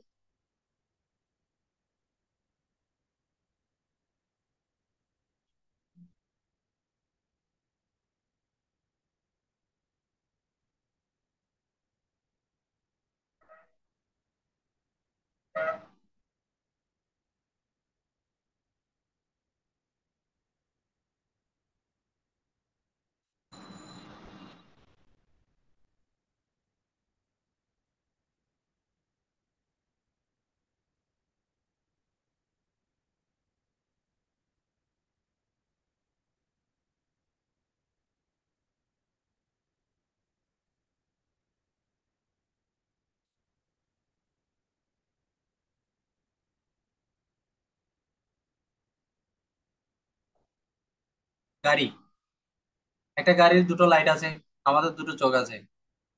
গাড়ির চাকা আছে, আমাদের পা আছে। গাড়ি হর্ন দেয়, আমরা আওয়াজ করি, মুখে। একটা নির্দিষ্ট জায়গা আছে চালকের জন্য। আমাদের আত্মারও একটা নির্দিষ্ট জায়গা আছে, সেটা কোথায়? হৃৎপিণ্ডে। এখানে চালকটা বসে হৃৎপিণ্ডে, আর ওখানে ড্রাইভারের জন্য একটা নির্দিষ্ট জায়গা আছে। ড্রাইভার আবার যেখানে সেখানে বসে না। একটা গাড়ি যখন চালায় তখন ড্রাইভারের সিটটা নির্দিষ্ট, প্যাসেঞ্জারের সিট নড়াচড়া করতে পারে, তো কোনো অসুবিধা নেই, কিন্তু ড্রাইভার কিন্তু এক জায়গায় বসে। কারণ ওখানেই তার ব্রেক, ওইখানেই তার স্টিয়ারিং, ওইখানেই তার হর্ন দেওয়ার জিনিস, ওইখানেই তার এই, গতি বাড়ানোর হ্যান্ডেলটা, সব ওই জায়গায় আছে। সে নির্দিষ্ট ওইখানেই বসবে। ঠিক একইভাবে আমাদেরও শরীরে নির্দিষ্ট একটা জায়গা আছে যেখানে আত্মা অবস্থান করবে, সেটা হচ্ছে হৃৎপিণ্ড। গাড়িটা হচ্ছে একটা, আত্মাটা হচ্ছে চালকের মতো, গাড়িটা দেহটা হচ্ছে গাড়ির মতো। বর্তমানে এমন একটা সংস্কৃতি এসে দাঁড়িয়েছে যেখানে সবাই এই গাড়ি গাড়িটা নিয়েই পড়ে আছে, অর্থাৎ দেহটাকে নিয়েই পড়ে আছে। দেহের সৌন্দর্যের জন্য যত ধরনের আয়োজন বর্তমানে, যে বৈজ্ঞানিক প্রযুক্তি, যে সমৃদ্ধি, যত ধরনের আবিষ্কার উদ্ভাবন, সবগুলোই হচ্ছে দেহকে ঘিরে। মানুষ এসি বানিয়েছে দেহকে আরাম দেওয়ার জন্য, মানুষ ওয়াশিং মেশিন বানিয়েছে শরীরকে আরাম দেওয়ার জন্য, মানুষ বড় বড় অ্যাপার্টমেন্ট তৈরি করছে, 5 স্টার হোটেল বানাচ্ছে। কেন? শরীরের ভালো আরামের জন্য। বিভিন্ন ধরনের ক্রিম বানাচ্ছে, বিভিন্ন ধরনের সেলুন, পার্লার, কত কিছু, কত আয়োজন, সবকিছু কিসের জন্য? শরীরের জন্য। কিন্তু এই শরীরটাকে তুলনা করা হচ্ছে খাঁচার সাথে, এবং এই খাঁচার ভেতরে একটা পাখি আছে, সেই পাখিটার কোনো যত্ন নেওয়া হচ্ছে না। পাখিটা খাঁচার ভেতরে পড়েই আছে, দিনের পর দিন তার কোনো যত্ন নেই। তার কি অবস্থাটা কিরকম? এই পাখিটার মতো। খাঁচাটাকে বিভিন্ন ধরনের পালিশ করা হচ্ছে, ধুলাবালি ঝাড়া হচ্ছে, এটাকে সুন্দর চকচকে করা হচ্ছে, রং করা হচ্ছে, কিন্তু পাখিটাকে কোনো খাবার দেওয়া হচ্ছে না। কিন্তু এই পাখিটাই ছিল এই এই পুরো খাঁচার আকর্ষণ, কেন্দ্রবিন্দু। আপনি যদি একটা খালি খাঁচা আপনার ঘরের মধ্যে লটকে রাখেন, আপনাকে সবাই পাগল ভাববে যে এখানে কোনো পাখি টাকি নাই, শুধু খাঁচা একটা লটকে রেখেছে। মানুষ আপনাকে পাগল ভাববে না? কিন্তু আপনার খাঁচাটা যদি পুরনো হয়, মরিচা ধরা খাঁচাও যদি হয়, কিন্তু পাখি যদি খুব চঞ্চল, ডাকাডাকি করছে খুব, হ্যাঁ, পাখা নাড়ছে, ডাকাডাকি করছে, আওয়াজ করছে, গান করছে, তাহলে কিন্তু খাঁচাটাকে খুব সুন্দর লাগে। খাঁচাটা অত সুন্দর না হলেও পাখি যদি প্রাণবন্ত থাকে, তাহলে খাঁচাটাকে সুন্দর লাগে। কিন্তু পাখি নিস্তেজ আধামরা হয়ে পড়ে আছে, এই যে গলাটা বাইরে করে দিয়ে বসে আছে, সে শুয়ে আধামরা হয়ে পড়ে আছে। খাঁচা সুন্দর হলে কি লাভ? বর্তমান যুগটা হচ্ছে খাঁচা পরিচর্যার সংস্কৃতি, কেস পলিশিং কালচার। কেস, হ্যাঁ, কেস, এই যে খাঁচা আমরা পরিচর্যা করছি, কিন্তু আত্মা না খেয়ে আছে, স্টার্ভিং সোল, অনশনে ভুগছে আত্মা। তো আত্মা যে অনশনে ভুগছে, আত্মা যে না খেয়ে আছে, সেটা আমরা কিভাবে বুঝি? যেমন বিভিন্ন ধরনের অসুখ, অসুখী আছি আমরা, সুখে নেই, বিভিন্ন ধরনের ডিস্ট্রেস, দুঃখ দুর্দশা, অসন্তোষ, মানসিক চাপ, টেনশন, এর মানে হচ্ছে আত্মা সুখে নেই, আত্মার কোনো যত্ন নেওয়া হচ্ছে না। যে কারণে আত্মা, আত্মার যে যত্ন নেওয়া হচ্ছে না, এগুলো এই চারটি লক্ষণ। তার সুখ নেই, বিভিন্ন ধরনের দুঃখ দুর্দশার মধ্যে আছে, অসন্তুষ্ট, আর চাপ, মানসিক চাপ, টেনশন, উদ্বেগ, উৎকণ্ঠা নিয়ে সে পড়ে আছে। আপনারা দেখবেন একটা বাচ্চা, তার কিন্তু কোনো টেনশন নেই। শিশুরা কেন সুখী? কারণ, কারণ সে তার বডিটা নিয়ে তেমন একটা চিন্তা করে না। বডি নিয়ে যত চিন্তা পারবে, ও যত বড় হবে তার বডি নিয়ে চিন্তা পারবে, আর তত সে অসুখী থাকবে, অসন্তুষ্ট হবে, টেনশন বাড়বে। বডির চিন্তা যার যত কম, তার আনন্দ বেশি। মানে, তবে বডির চিন্তা বাদ দিয়ে আবার বাদ দিলে হবে না, আত্মার চিন্তাটা করতে হবে। তো এখানে সিদ্ধান্ত হচ্ছে বডিকেও ইগনোর করা যাবে না, আত্মাকেও ইগনোর করা যাবে না। বডিরও যত্ন নিতে হবে, পাশাপাশি আত্মারও যত্ন নিতে হবে, কোনোটাকে ফেলে দেওয়া যাবে না। বডিরও গুরুত্ব আছে। বডি যদি অসুখে ভুগে, আত্মা আবার তেমন কিছু করতে পারবে না। কারণ এই জগতে আত্মা শরীর ছাড়া কিছু করতে পারে না। আত্মা চিন্ময় হলেও তার একটা জড় শরীর দরকার হয়, কারণ এটা জড় জগৎ। একইভাবে খাঁচার শুধু দেহের পরিচর্যা করলে হবে না, দেহটাকেও সুস্থ রাখতে হবে, আত্মারও কিছু কেয়ার নিতে হবে। আত্মার কেয়ার গুলো কি? আত্মার কেয়ার গুলো হচ্ছে, আত্মার প্রথম কেয়ার হচ্ছে সে ভগবত সেবা করবে, হরি নাম করবে, ভগবত পড়াশোনা করবে, সাধুদের সাথে মিশবে, মন্দিরে গিয়ে ভগবানকে দর্শন করবে। এগুলো হচ্ছে আত্মার কেয়ার। এগুলো নিতে হবে, অন্তত সপ্তাহে একদিন নিতে হবে। আপনারা যে কোর্সটা করছেন, এই যে এখন এই ক্লাসটা শুনছেন, এটা কার কেয়ার? এটা হচ্ছে আত্মার কেয়ার। আপনাদেরকে আমি এখানে কিভাবে ভালো শাইন করবেন, ক্যারিয়ার করবেন, সেগুলো শিখাচ্ছি না। আত্মা বিষয়ক, আত্মা কিভাবে হ্যাপি হবে, আত্মতত্ত্ব জ্ঞান লাভ করছেন। বিশেষ করে এই দ্বিতীয় পর্বটাতে কমপ্লিটলি আত্মাকে নিয়ে। এছাড়া পুরো কোর্সটাই হচ্ছে আত্মার যত্নের জন্য। কারণ এই কোর্স আমি শুরুতেই বলেছিলাম, এমন কোনো ইউনিভার্সিটি নেই যেটা আত্মা নিয়ে ভাবে, আত্মার দিকে খেয়াল রাখে। সবাই দেহকে নিয়ে ভাবছে। তো খাঁচা পরিচর্যার সংস্কৃতি মানে হচ্ছে খাঁচাকে ইয়ে করা হচ্ছে, কিন্তু আত্মা এখানে না খেয়ে মারা মারা যাচ্ছে, অনশনে ভুগছে। খাঁচার ভেতরে সে অচিন পাখি, অনশনে ভুগছে, এটাকে বলা হচ্ছে পারমার্থিক অনশন। পারমার্থিক অনশন মানে কি? পারমার্থিক দৃষ্টিকোণ দিকে দিকে দেখলে আত্মা এখানে অভুক্ত অবস্থায় পড়ে আছে।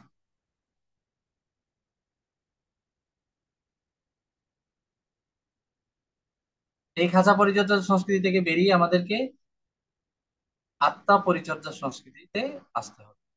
আত্মা সম্পর্কিত কিছু জ্ঞান আমরা শুনি। আত্মা সম্পর্কিত আত্মার বৈশিষ্ট্য, এই লিঙ্কটা কেটে গেলে আপনারা আবার লিঙ্ক ওয়ানে প্রবেশ করবেন। আত্মা সম্পর্কিত জ্ঞান, ভগবত গীতায় আত্মাকে বলা হয়েছে অবিনশ্বর।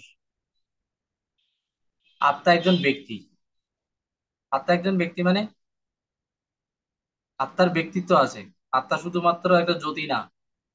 আত্মা একজন ব্যক্তি মানে তার আত্মার নিজস্ব একটা বডি আছে, আত্মার রূপ আছে, আত্মার ভালো লাগা মন্দ লাগা আছে, আত্মা ভালোবাসে। অ্যাকচুয়ালি আমরা এই দেহের মধ্যে যে ব্যক্তিত্ব দেখি, এটা আসলে এই দেহের ব্যক্তিত্ব না, এটা হচ্ছে আত্মার ব্যক্তিত্ব। আপনার যদি আমাকে ভালো লাগে, তার কারণ হচ্ছে, এই ভালো লাগার বা এই ব্যক্তিত্বটাকে ভালো লাগার কারণ হচ্ছে আত্মার ব্যক্তিত্বটা আপনার ভালো লাগছে। আপনি আপনার মাকে খুব ভালোবাসেন কেন? ওই দেহে যে ব্যক্তিটা আছে আত্মা, আপনি আসলে তাকেই ভালো লাগে, এটা হচ্ছে তারই প্রকাশ। হুম। তিনি আপনাকে ভালোবাসেন, তিনি আপনাকে আপনার কেয়ার করেন, আপনার যত্ন নেন। এগুলো আসলে ওই দেহটার কাজ না, এটা হচ্ছে আত্মার কাজ। আত্মাটাই আপনার যত্ন নিচ্ছে। হয়তো একটা নারীর শরীরে তিনি আছেন, আপনার মা বা আপনার বাবা একটা পুরুষের শরীরে আছেন। শরীরটা কোনো অ্যাকচুয়ালি কোনো ফ্যাক্টর নয়। যে ব্যক্তিটা আপনার কেয়ার করছেন তিনি অ্যাকচুয়ালি আত্মা। ওই আত্মাটাই হচ্ছে একজন ওই ব্যক্তি। ওই দস্তানার মতো আমরা দেখতে পাচ্ছি হাতে গ্লাভস, ওই ব্যক্তিটাই আপনার বাবার যে শরীর, সেই শরীরের মাধ্যমে আপনার দেখাশোনা করছেন, আপনাকে প্রতিপালন করছেন। অ্যাকচুয়ালি কাজটা করছে আত্মা, ওই বডিটাকে ইউজ করে। আপনার বাবার বডি যেটাকে আপনি বাবা বলছেন, অ্যাকচুয়ালি ওই বডিটা আপনার বাবা না। আপনার বাবাটা হচ্ছে একদম ওই আত্মাটাই, যে ব্যক্তিটা, যে ওই ব্যক্তিটাই আপনাকে আসলে ভালোবাসে। ওই বডি, ওই হাত পা চোখ ট্যাং চুল এগুলো আপনাকে ভালোবাসে না। এগুলো তো জড় পদার্থ। এটা হচ্ছে 210 টাকার জড় পদার্থ। হ্যাঁ, একটা গবেষণায় দেখা গেছে শরীরে, এই জড় শরীরে যত উপাদান আছে সেগুলো বাজারে বিক্রি করতে গেলে ইন্ডিয়ান রুপিতে 210 রুপি, মাত্র 210 রুপি। যত কেমিক্যাল আছে ওখানে কি কি আছে, যেমন ক্যালসিয়াম, আয়রন, ফসফরাস, এই যে জলীয় অংশ আর অন্যান্য যা কিছু আছে সবগুলোর ওজন করে পাল্লা মেপে দেখা হলো এগুলো সবগুলোর অ্যাকচুয়াল ভ্যালু হচ্ছে 210 টাকা। কিন্তু এই 210 টাকার শরীরের জন্য কি আমরা লাখ লাখ টাকা খরচ করি? এখন যদি কারো ক্যান্সার হয়, কেমোথেরাপি দিতেই তো লাখ টাকা চলে যাবে, লাখ লাখ টাকা চলে যাবে। সিঙ্গাপুরে নিয়ে লাখ লাখ টাকা করে অপারেশন করে আসবে কেন? এই 210 টাকার জন্য না, আত্মা আছে বলে। আত্মা যদি চলে যায়, এটার আর কোনো অপারেশন করবে না, কি লাভ হবে? ভ্যালুলেস। 210 টাকার জিনিস এগুলো কেজি মাপা বিক্রি করে দিলে হয়ে যায়। কঙ্কালটা একটা একটা ডাক্তারের একটা মেডিকেলে দিয়ে দিলে হয়ে যায়, একটা মেডিকেলে সেল করে দিলে। আর যত ক্যালসিয়ামে যায় এগুলো সবগুলোকে যদি কেমিক্যাল হিসেবে আলাদা আলাদা করে দেওয়া হয়, মাত্র 210 টাকা। লাখ লাখ টাকা কেন খরচ করা হচ্ছে? কারণ এর ভিতরে একটা চিন্ময় বস্তু আছে, এর এটার জন্য লাখ লাখ টাকা খরচ করা হচ্ছে। ওই চিন্ময় বস্তু না থাকলে ডাক্তাররা বলবে আর দরকার নেই, নিয়ে যান, হি ইজ নো মোর বা শি ইজ নো মোর। আপনাকে সরি বলে বলবে নিয়ে যান, একটা রিলিজ অর্ডার দিয়ে দিবে, শেষ, চলে যান। তখন ডাক্তাররা বলবে না এটা করান, অপারেশন করান, এটা কিচ্ছু বলবে না। কেন? কারণ যার জন্য করাবেন তিনি তো নাই, ভ্যালুলেস হয়ে গেছে। ফেলে দেওয়া ছাড়া, মাটির নিচে দিয়ে দেওয়া ছাড়া, পুড়ে ফেলা ছাড়া আর কোনো কাজই নেই। বুঝা গেছে? তো ব্যক্তিটাকে অ্যাকচুয়ালি দামি ব্যক্তিটা হচ্ছে আত্মা। আত্মা একজন ব্যক্তি, আত্মার রূপ রয়েছে। আত্মা শুধু একটা আলোর ঝলকানি না, আত্মার রূপ আছে, আত্মার নিজস্ব চোখ আছে, নিজস্ব কান আছে, এগুলো সব চিন্ময়।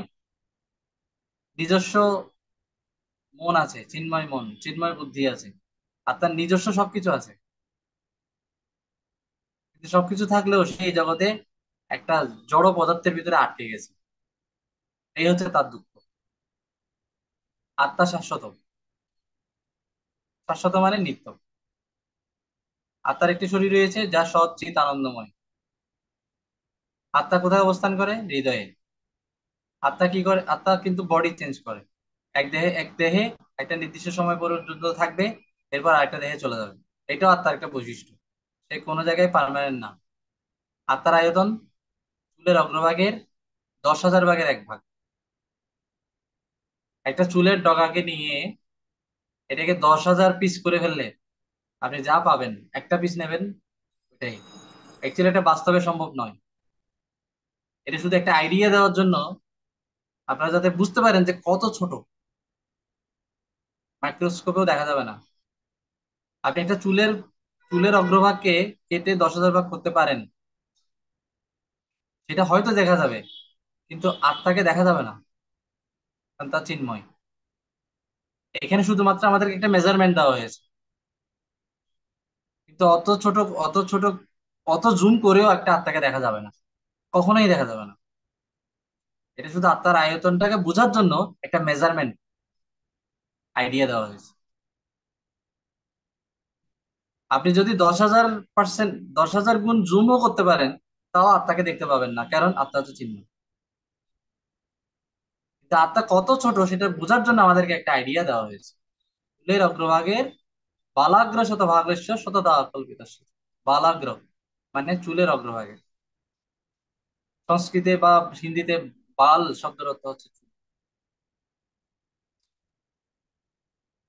ওকে, আত্মা হচ্ছে অচিন্ত। অচিন্ত মানে আত্মার যে স্বভাব বা আত্মার যে বর্ণনা, সেটা আমরা চিন্তাও করতে পারবো না। আত্মা যে কি করতে পারে, এর যে কত ক্ষমতা, এটা আমরা চিন্তাও করতে পারবো না।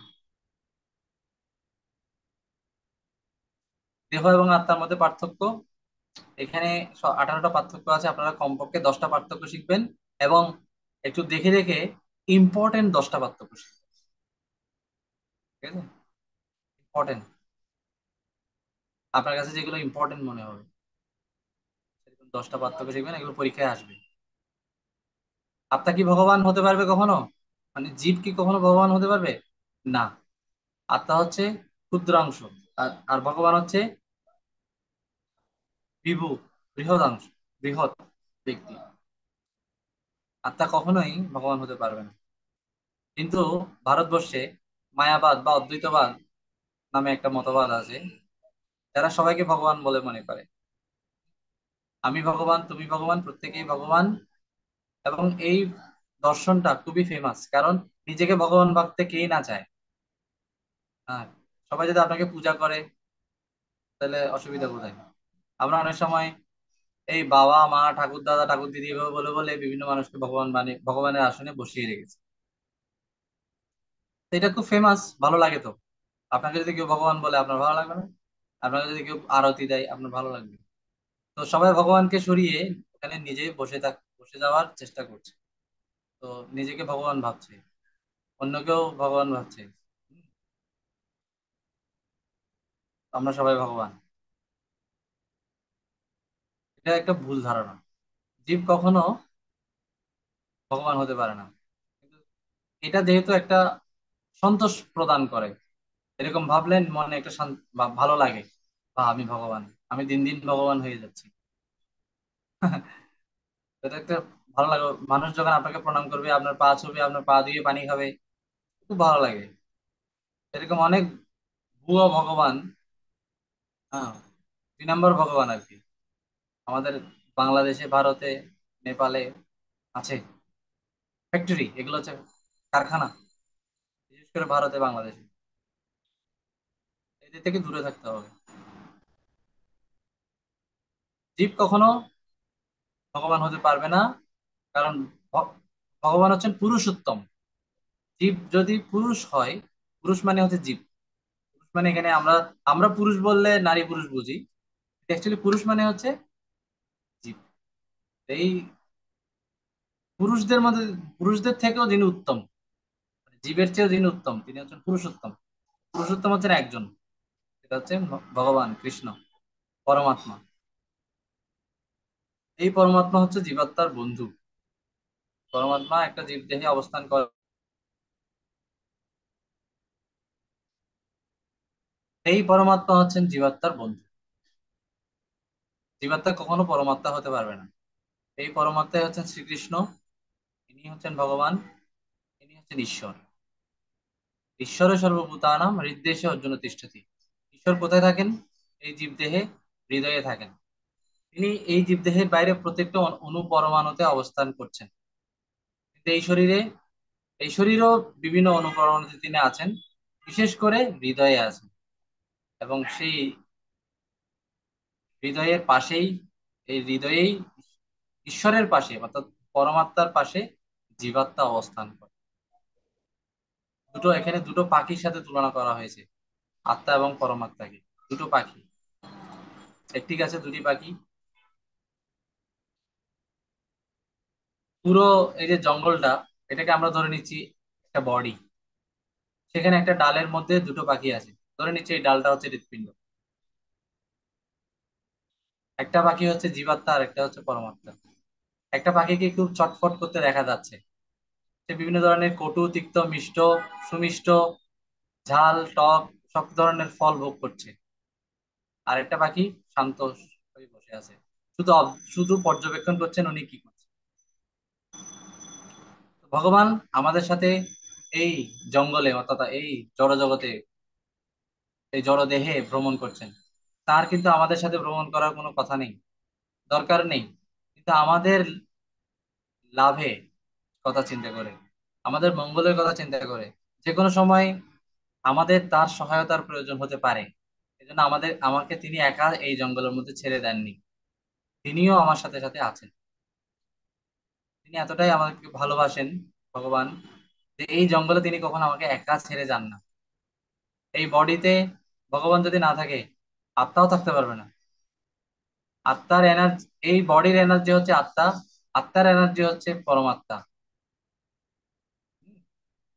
আত্মা নিজে যে এনার্জি পায়, এটা অ্যাকচুয়ালি ভগবান থেকে পায়। ভগবান না থাকলে আমরা এই দেহেও থাকতে পারবো না। ঠিক আছে? দুটি পাখি সমজাতীয় মানে আত্মা পরমাত্মা একই একই রকম, শুধু একজন হচ্ছে অংশ আর একজন হচ্ছে পূর্ণ। একই গাছে অবস্থান করছে মানে একই দেহে অবস্থান করছে। একজন স্থির, আরেকজন অস্থির, আরেকজন শান্ত। মানে একজন দুঃখ কষ্ট ভোগ করছে অস্থির এই জগতে, আনহ্যাপি, আরেকজন শান্ত হয়ে ওয়েট করছেন হেল্প করার জন্য। দেখুন আমরা কিন্তু, ভগবান আমাদের দিকে তাকিয়ে আছেন, আমরা ভগবানের দিকে তাকাচ্ছি না। আমরা কোথায় তাকাচ্ছি? এই ফলগুলোর দিকে তাকাচ্ছি, মায়ার আকর্ষণ। এই ফলগুলো সবসময় যে ভালো ফল হচ্ছে তা কিন্তু না। কিছু মিষ্টি হচ্ছে, কিছু তিতা হচ্ছে, কিছু টক হচ্ছে, বিভিন্ন ধরনের আমরা এক্সপিরিয়েন্স লাভ করছি, দুঃখ কষ্ট, সুখ শান্তি, বিভিন্ন মিশ্র experience। কিন্তু এগুলো থেকে যখন আমরা মুখ ফিরিয়ে নিয়ে ভগবানের দিকে তাকাবো, এগুলোর আকর্ষণ এড়িয়ে যখন আমরা ভগবানের দিকে তাকাবো, তখনই আমাদের মুক্তি মিলবে। কারণ উনি এসেছেন আমাকে এই জগৎ থেকে, এই জঙ্গল থেকে, এই বন থেকে উদ্ধার করার জন্য।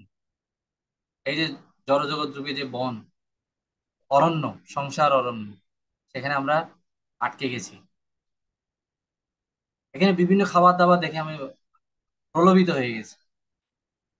যেই মাত্র আমরা ভগবানের দিকে ফিরে তাকাবো, তখন ভগবান আমাদেরকে হেল্প করবেন, এই রাস্তা চিনিয়ে নিয়ে যাবেন। এই অরণ্যের যে বের হওয়ার রাস্তা, সেটা থেকে তিনি আমাদেরকে নিয়ে যাবেন। এই জন্য তিনি হচ্ছেন বন্ধু, সবচেয়ে বড় বন্ধু। এরকম বন্ধু আর নাই, যে আপনাকে এই জগৎ থেকে উদ্ধার করার জন্য সব সময় সাথে সাথে থাকেন, প্রত্যেকটা দেহে। শুধু মানুষের দেহে না, আমি যখন কুকুরের দেহে ছিলাম, যখন শৃগালের দেহে ছিলাম, যেই দেহেই ছিলাম, সব প্রতিটা দেহেই ভগবান আমাদের সাথে সাথে ভ্রমণ করেছে। তার কোনো দরকার নেই একটা কুকুরের শরীরে প্রবেশ করার। আমি আমার কর্মফলে কুকুরের শরীরে প্রবেশ করতে পারি, ভগবানের দরকার নেই, কিন্তু তারপর ভগবান আমাকে এত ভালোবাসেন, কখনো একলা ছেড়ে যান না। আমরা হয়তো গাইতে পারি, চিরদিনই তুমি যে আমার, যুগে যুগে আমি তোমারই, এটা গাইতে পারি, কিন্তু অ্যাকচুয়ালি যুগে যুগে কেউ থাকে না। কেউ এই চিরজীবন থাকবে না, চলে যাবে। মৃত্যু, অন্তত মৃত্যু হলেও আলাদা করে দেবে, কিন্তু জন্ম মৃত্যু কখনো আত্মা পরমাত্মাকে আলাদা করতে পারে না। কারণ পরমাত্মা হচ্ছেন এই জন্মের মৃত্যুর চক্রের ঊর্ধ্বে। তিনি আমাদের সাথে তার ইচ্ছা অনুসারে থাকেন। মৃত্যু তাকে কখনো আলাদা করতে পারে না আমাদের থেকে। পরমাত্মা এইভাবেই চিরজীবন পরমাত্মা আত্মার সাথে আছে। যখন থেকে আমরা এই জড় জগতে, তখন থেকে পরমাত্মা মানে ভগবান পরমাত্মা রূপে আমাদের সাথে সাথে আছেন, তখন থেকে। এবং তিনি আমাদেরকে এই জগৎ থেকে উদ্ধার করে নিয়ে যাওয়া পর্যন্ত উনি থাকবেন, ছেড়ে যাবেন না। আমাদের কাজ হচ্ছে জাস্ট ওনার দিকে তাকানো। এখন বহির্মুখ হয়ে আছি, কৃষ্ণ উন্মুখ হব, এটা হচ্ছে আমাদের কাজ। কৃষ্ণ ভুলিয়া জীব অনাদি বহির্মুখ, অতএব মায়া তারে দেয় সংসার দুঃখ। তো অনাদিকাল ধরে আমরা বহির্মুখ হয়ে আছি, ভগবানের দিকে মুখ ভগবানের বিপরীতে মুখ ফিরিয়ে তাকিয়ে আছি, মুখ ফিরিয়ে নিয়েছি ভগবানের কাছ থেকে। এখন ভগবানের প্রতি মুখ ফেরাতে হবে। বন্ধুত্বের আহ্বান স্বীকার করতে হবে।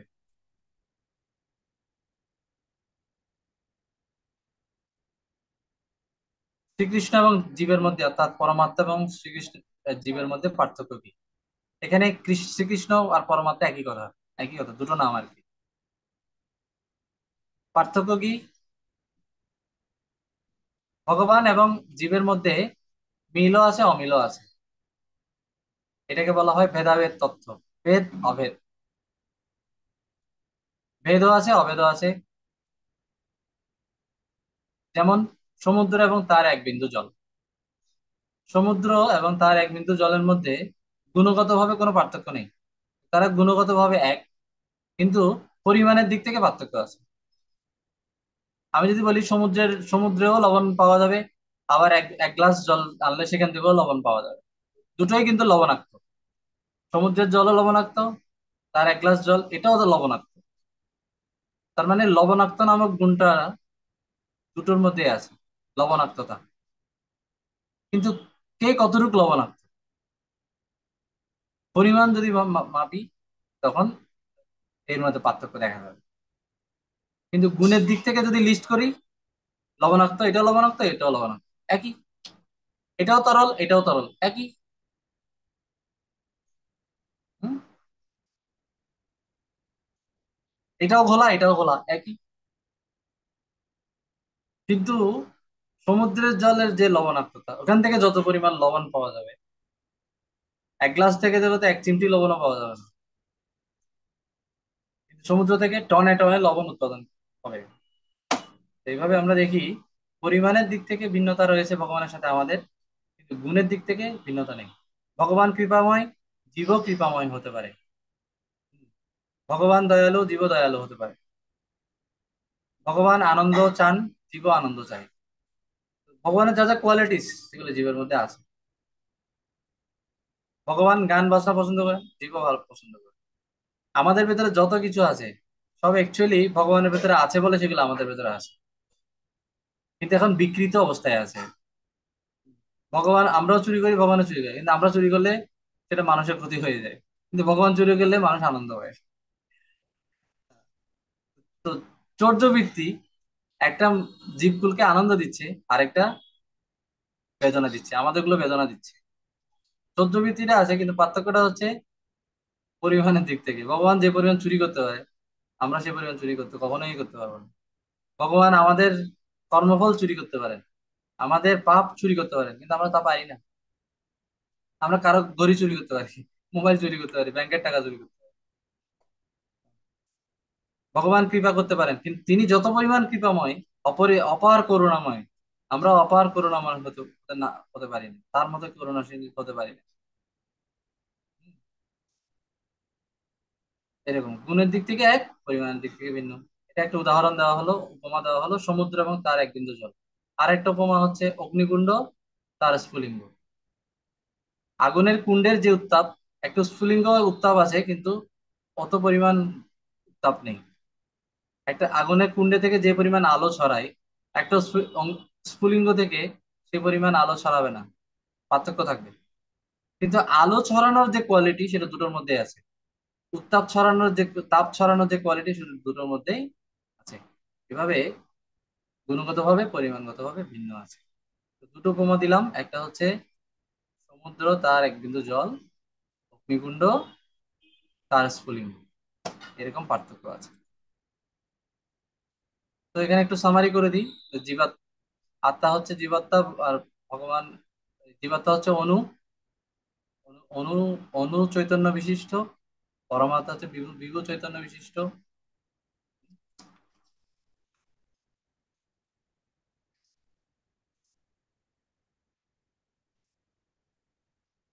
তো পার্থক্যগুলো আমাদের বইয়ে খুব সুন্দর করে দেওয়া আছে।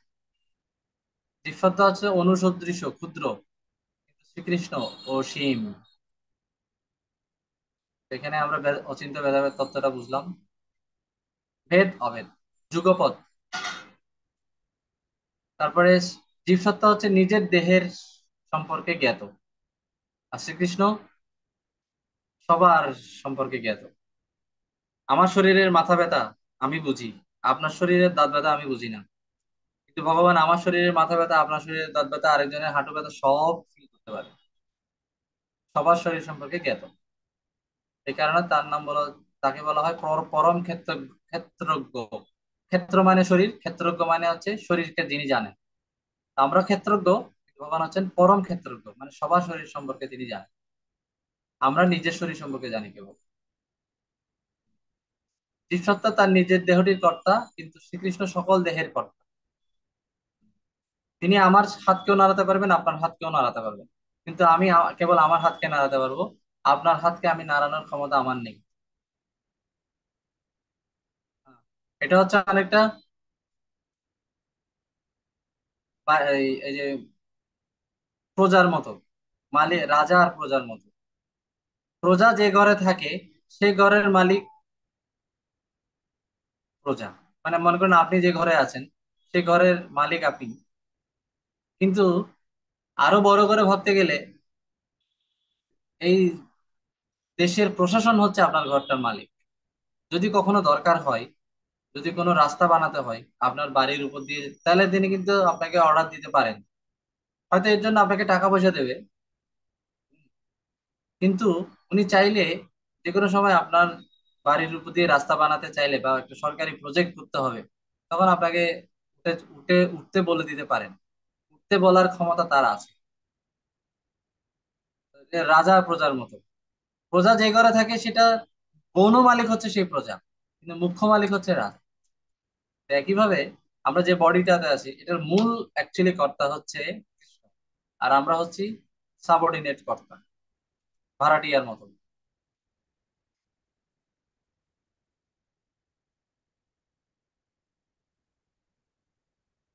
জীবাত্মাকে বিস্মৃতির মধ্যে ফেলা যায়, শ্রীকৃষ্ণকে কখনোই বিস্মৃতির মধ্যে ফেলা যায় না। অর্থাৎ আমরা ভুলে যাই, কিন্তু কৃষ্ণ কখনো ভুলেন না। আমরা হয়তো এক জন্মের কথা বা গত জন্মের কথা মনে করতে পারি। গান্ধারী 50 জন্ম পর্যন্ত মনে রাখতে পেরেছিলেন। তিনিও জাতিস্বর, তিনি একটা জাতিস্বরের উদাহরণ, গান্ধারী। কেউ কেউ আগের জন্মের কথা মনে করতে পারে, কিন্তু ভগবান আমার সব জন্মের কথা এবং উনারও সব অবতরণের কথা, আবির্ভাবের কথা তিনি বলতে পারেন। আমরা বিস্মৃত হই, কিন্তু উনি বিস্মৃত হন। আমরা বড়জোর এক জন্ম, দুই জন্ম, গান্ধারী 50 জন্ম পর্যন্ত মনে রাখতে পেরেছিলেন। কিন্তু ভগবান কোটি কোটি বছর পূর্বে যে বিবস্বানকে জ্ঞান দিয়েছেন সেটাও বলে দিচ্ছে। এই যে সূর্যদেব বিবস্বানের জন্ম হয়েছিল আপনার অনেক পূর্বে, ভগবান বলছেন আমি কোটি কোটি, আমি এবং আমার এবং তোমার বহু জন্ম অতীত হয়েছে, কিন্তু আমি সেই সমস্ত জন্মের কথা স্মরণ করতে পারি, তুমি পারো না। কারণ আমরা মায়াগ্রস্ত হই, ভগবান মায়াগ্রস্ত হন না। ভগবান বলছেন মম মায়া, মানে এই মায়া আমার কথা মতো চলে, আমার মায়া শক্তি, মম মায়া। তো ভগবানের মায়া, এই জন্য মায়া ভগবানকে গ্রাস করতে পারে না, কিন্তু আমাদেরকে পারে। এই কারণে আমরা ভুলে যাই, মায়ার কারণে ভুলে যাই। কিন্তু ভগবান হচ্ছেন মায়া অধীশ্বর, মায়াধীশ। আমরা হচ্ছি মায়াধীন। পার্থক্য হচ্ছে এখানে। ঠিক আছে, আমরা মায়াধীন, ভগবান মায়াধীশ। যে কারণে আমরা বিস্মৃতির মধ্যে পড়ি, ভগবান বিস্মৃতির মধ্যে পড়েন। আমাদের কেবল প্রত্যক্ষ সচেতনতা রয়েছে, কিন্তু ভগবানের প্রত্যক্ষ পরোক্ষ উভয় প্রকার সচেতনতা রয়েছে। এটার মানে হচ্ছে আমরা কেবল ডিরেক্টলি যা দেখছি, যা যা শুনছি সেটাই বুঝতে পারি, কিন্তু এখান থেকে 10,000 মাইল দূরে কে ভগবানকে ডাকছে সেটা ভগবান বুঝতে পারেন। যেমন গজেন্দ্র, গজেন্দ্র ভগবানকে ডাকছেন, হে ভগবান। গজেন্দ্র মানে হাতি। কুমির তাকে কামড়ে ধরেছে, 10,000 বছর, সহস্র বছর যুদ্ধ হয়েছে। শেষ পর্যন্ত মৃত্যু যখন সন্নিকটে, তখন সে একটা পদ্মফুল নিয়ে ভগবানকে অফার করছেন, গজেন্দ্র।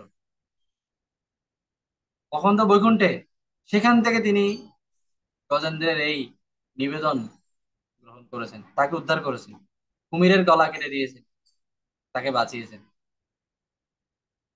উদ্ধার করেছেন। পরোক্ষ সচেতনতা মানে অনেক দূরে। আপনি আপনার রুমে বসে একলা নীরবে কাঁদছেন, এটা আর কেউ না দেখুক, ভগবান দেখছে।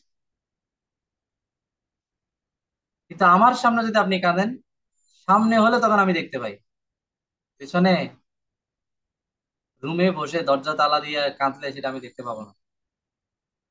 অতটুক কনসাসনেস আমার নাই, অতটুক নেটওয়ার্ক নাই। এখানে সচেতনতা মানে হচ্ছে যে নেটওয়ার্ক, অতটুক নেটওয়ার্ক আমার নেই। চোখের সামনে কাঁদলে তখন আমি ও আহা, কি দুঃখ, সহানুভূতি জানাতে পারি, দেখছি বলে বুঝতে পারছি।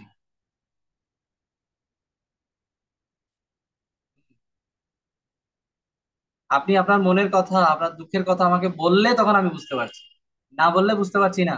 কিন্তু ভগবান বললে তো বুঝতে পারেনি, না বললেও বুঝতে পারেন। এই পরোক্ষ। কথাটা কি বোঝা যাচ্ছে? আপনি মনে মনে কোন অফার করবেন, তাও তিনি বুঝতে পারবেন, কিন্তু মানুষকে না বললে বুঝতে বুঝতে পারে না। আপনি মনে মনে যদি কাউকে ভালোবাসেন, সেই ভালোবাসাটা যদি প্রকাশ না করেন আচরণের মাধ্যমে, তো বুঝতে পারবেন। ভগবান বুঝতে পারেন। ঠিক আছে।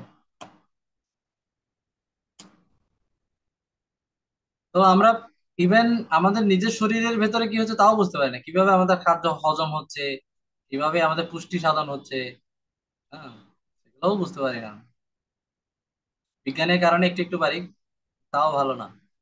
কিন্তু ভগবান সব জানেন, আপনার কোথায় কোন রোগ বাসা বাঁধছে, এটা ভগবান বুঝতে পারেন। কিন্তু আপনি বুঝতে পারছেন না। তো প্রত্যক্ষটাও আমাদের ভালো মতো নেই, প্রত্যক্ষটাও ভালো করে করতে পারি না, পরোক্ষ তো দূরের কথা।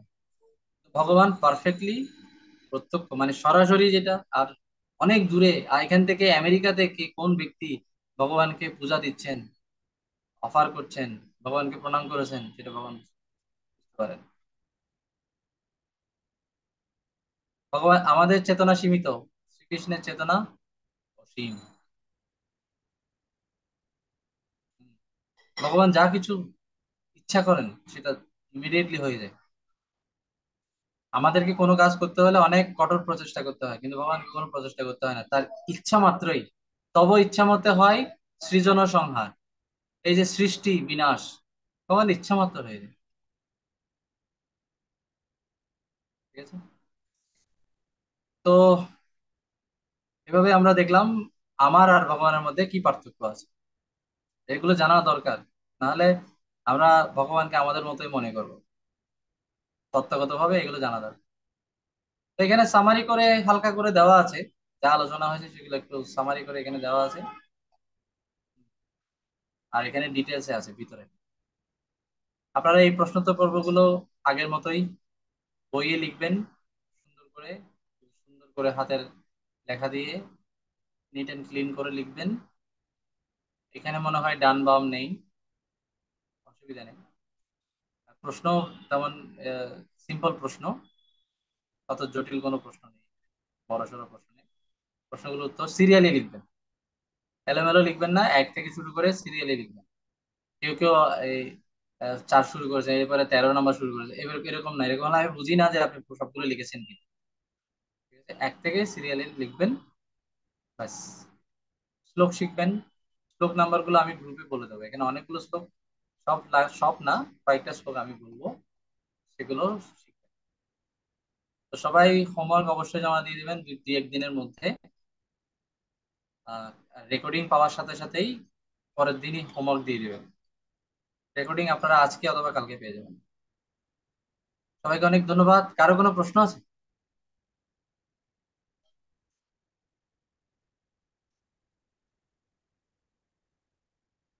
আমি আশা করবো আপনাদের প্রশ্ন থাকবে। তো প্রশ্ন থাকা ভালো। প্রশ্ন আছে মানে ক্লাস বুঝতে হবে। দুজন ব্যক্তির প্রশ্ন থাকে না। একটা হচ্ছে যে একদম সব জানে, একদম সুপার ট্যালেন্টেড জিনিয়াস, তার কোনো প্রশ্ন নাই, মানে ভগবান, তার কোনো প্রশ্ন নেই। আর একটা হচ্ছে যে কিচ্ছু বুঝি নাই, যে কিচ্ছু বুঝেনি, তার কোনো প্রশ্ন নেই। তো আমি, কারো যদি প্রশ্ন থাকে হাত তুলুন, তাকে আমি আনমিউট করছি। কারো প্রশ্ন থাকলে হাত তুলুন, হ্যান্ড রেজ করুন, তাকে আমি আনমিউট করছি।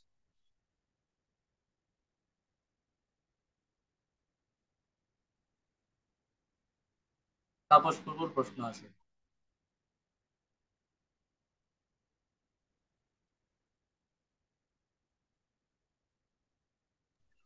আপনার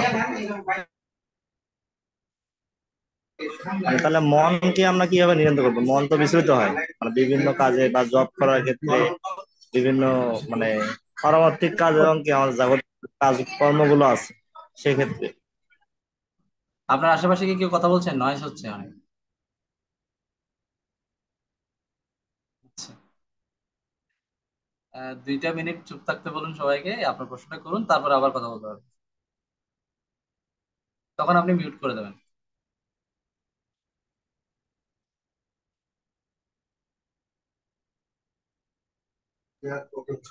হরে কৃষ্ণ। মন বুদ্ধিকে কিভাবে নিয়ন্ত্রণ করবেন?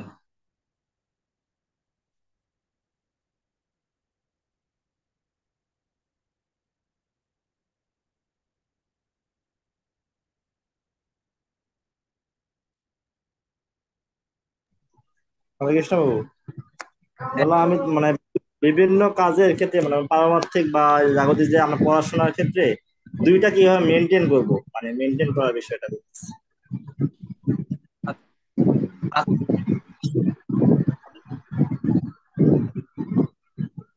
আপনারা অনেক সুপার এবং উন্নয়ন করেছেন। আবার যার করছেন, তাদের সঙ্গে চট্টগ্রাম থেকে এসেছেন। তো তিনি আজকে সকালে ঢাকাতে একটা ক্লাস দিয়েছেন। ওটা হচ্ছে balance life and life, balance. তো এই ক্লাসটা আপনাকে দেবো, আর এই গ্রুপে দিয়ে দেবো, ওখানে ওটা শুনে নেবেন, পেয়ে যাবেন।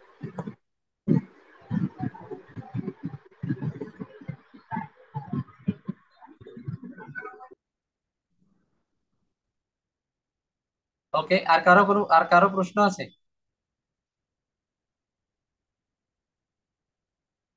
সবাইকে আমি আনমিউট করার।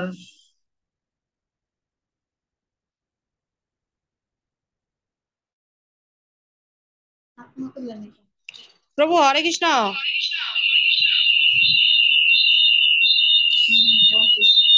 প্রভু আমাদের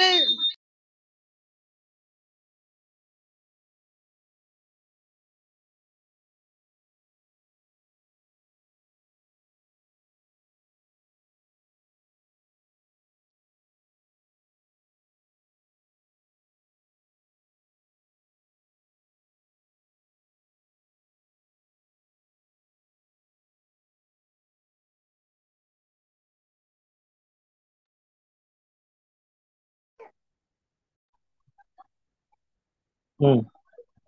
হ্যাঁ,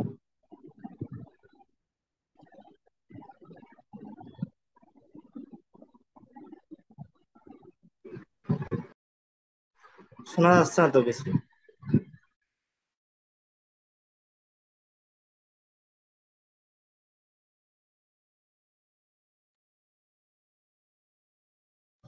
কিছু শোনা যাচ্ছে না প্রভু। একটু স্মার্ট হতে হবে, হ্যাঁ।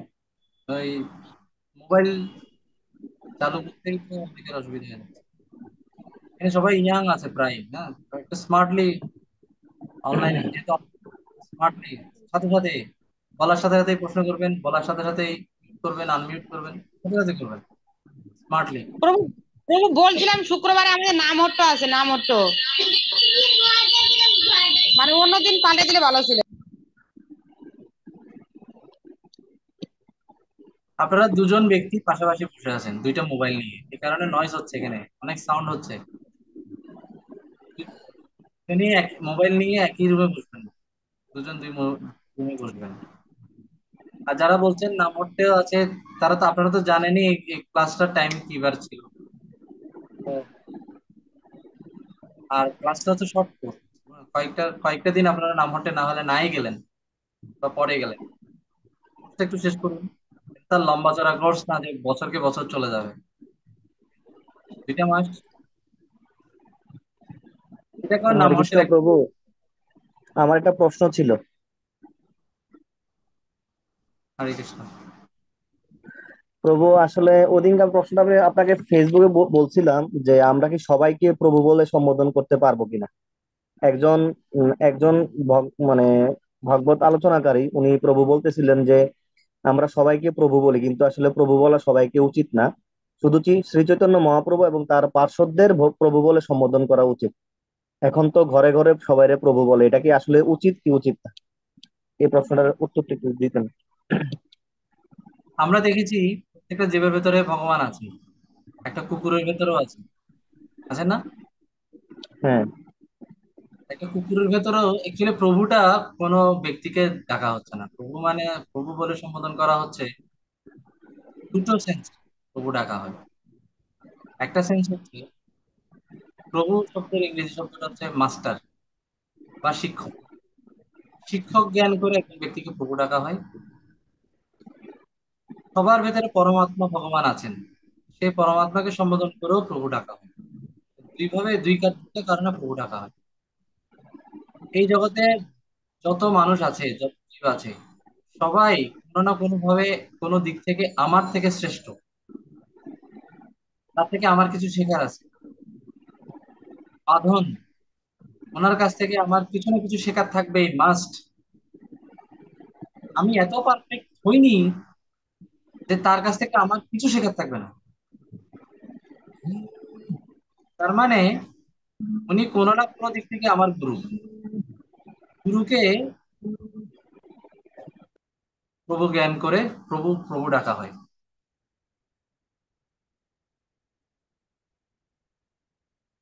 একটা তিনি প্রশ্ন ছিল। আমার একজন বলছিল যে 1 মিনিট, আমি উত্তরটা শেষ করি। প্রভু ডাকা হয় এইভাবে যে সবার কাছ থেকে আমাদের শেখার আছে। যেহেতু সবার কাছ থেকে আমাদের শেখার আছে, শেখার শেখার কিছু উপাদান থাকবেই। এখানে স্বপ্ন মাতাজির কাছ থেকে আমার কিছু শেখার আছে, কেয়া মাতাজির কাছ থেকে আমার কিছু শেখার আছে, সুখী মাতাজির কাছ থেকে আমার শেখার আছে। তিনিও কোনো কোনো কোনো না কোনো দিক, কোনো কোনো দিক থেকে আমার গুরু হতে পারেন। হ্যাঁ, তাপস প্রভুর কাছ থেকে আমার কিছু শেখার থাকতে পারে। প্রত্যেক মানুষের এমন এমন কিছু স্পেশাল কিছু থাকে যেটা তার কাছ থেকে নেওয়া যাবে। অবধূত ব্রাহ্মণ, তার 24 জন গুরু ছিলেন। ভাগবতমের একটা চরিত্র, অবধূত ব্রাহ্মণ, তার 24 জন গুরু ছিলেন। গুরুগুলো কারা জানেন? এই পিঁপড়া, মোরক, কুকুর, এইভাবে 24 জন পার্সোনালিটি ছিলেন যাদেরকে তিনি গুরু মানতেন। পিঁপড়াকে তিনি যে নিষ্ঠা, পরিশ্রম, এগুলোর জন্য গুরু মানতেন। মোরককে তিনি আর্লি রাইজিং, মানে সকালবেলা একদম প্রাত গাত্র উত্থান, মানে সকালবেলা ওঠার জন্য গুরু মানতেন। কারণ এই মোরগ তাকে ডেকে দিতেন সকালবেলা, ভোরে ডেকে দিতেন, যার কারণে তিনি তাকে গুরু মানতেন। কুকুরের কাছ থেকে প্রভু ভক্তির জন্য তিনি তাকে গুরু মানতেন। কথাটা বুঝতে পারছেন? তো পৃথিবীতে এমন কেউ নেই যার কাছ থেকে আমার কিছু শেখা যাবে না, তাই সবাই আমার প্রভু। এই সেন্সে প্রভু ডাকা হয়। এটা একটা বিনয়ের একটা প্রকাশ, মানে আমি এত অহংকারী হব না কখনো যে কারো কাছ থেকে আমার আর কিছু শেখার নেই, আমি সব জানি, আমি সব দিক থেকে পারফেক্ট। এটা হচ্ছে অহংকারের প্রকাশ। আর প্রভু মানে হচ্ছে বিনয়ের প্রকাশ। বিনয় বশত একজন ব্যক্তিকে প্রভু ডাকা হয়, এবং সেটা সবাইকে ডাকা যাবে, শুধু বৈষ্ণবদেরকে না। তাপস প্রভু বৈষ্ণব না হলেও তাকে আমি প্রভু ডাকতে পারি, কারণ তিনি কোনো না কোনো ভাবে আমার টিচার হতে পারেন। হ্যাঁ, কে মাতাজি কিন্তু কোনো না কোনো ভাবে আমার টিচার হতে পারেন। দেখা যাচ্ছে হয়তো উনি ভালো, জন্য জবটা ভালো না, কিন্তু উনি খুব সুন্দর করে রুম গুছিয়ে রাখেন। তো ওনার থেকে আমি রুম কিভাবে গুছাতে হয় সেটা শিখতে পারি, কিভাবে মরিচ কাটতে হয় সেটাই আমি শিখতে পারি। বা কোনো না কোনো একদিকে উনি এক্সপার্ট হবেন, সেটা আমি সেখান থেকে তার থেকে শিখতে পারি। বা কোনো দিকে এক্সপার্ট না, কিন্তু উনি এত বিনয়ী, তার থেকে বিনয়টা আমি শিখতে পারি।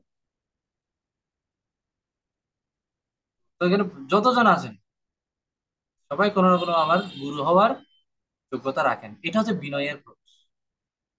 অ্যারোগেন্স ভালো না, কিন্তু হিউমিলিটি ভালো। তো প্রভু বলে সম্বোধন করা মানে হচ্ছে আমি অ্যারোগেন্সকে বাদ দিয়েছি, হিউমিলিটি। তো শিক্ষক হিসেবে প্রভু ডাকা হয়। আরেকটা হচ্ছে সবার অন্তরে পরমাত্মা রূপে আমাদের প্রভু। এই এখানে এখানে প্রভু মানে হচ্ছে ঈশ্বর, ভগবান। ভগবান কেও প্রভু বলা হয়, প্রভু, মালিক। তো সবার ভিতরে আমার মালিক আছেন, তাকে সম্মান করে প্রভু ডাকছি। আর প্রভু শব্দের আরেক শিক্ষক এইভাবে। আর কারো কোনো প্রশ্ন আছে? তো তাহলে আমি মাতাজি যে বলি, তাহলে আমরা, তাহলে আমার বোন বা অন্যান্য যাদের মাতাজি বলে, তাহলে কি রকম শোনা যাবে? যে বা স্ত্রীকে কি বলবো তাহলে?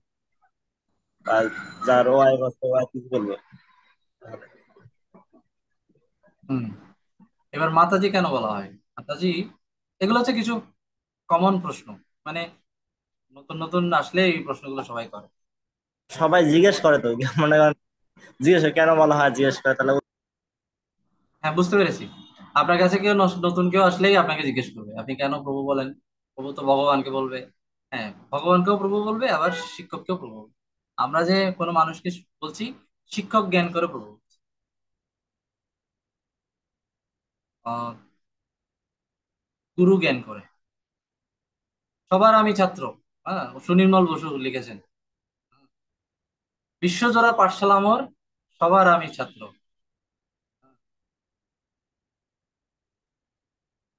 নানান রূপে নানান কিছু শিখছি দিবারাত্র। যদি আমার ভুল না হয় তাহলে কবিতাটা এরকম। তো বিশ্বজোড়া পাঠশালা, তো এইভাবেই আমরা প্রভু সম্বোধন করছি। আর মাতাজি কেন? জগতের সকল নারীকে মাতৃজ্ঞান করে। মাতৃবৎ পরদার এসু। পরদার, পরদার মানে হচ্ছে পর স্ত্রী। পর স্ত্রীকে মাতা জ্ঞান করা হচ্ছে। তো আপনি বলতে পারেন, তো যারা অবিবাহিত তারা তো এখনো কারো স্ত্রী হয়নি, তা তাদেরকে আমরা মাতাজি বলছি কেন?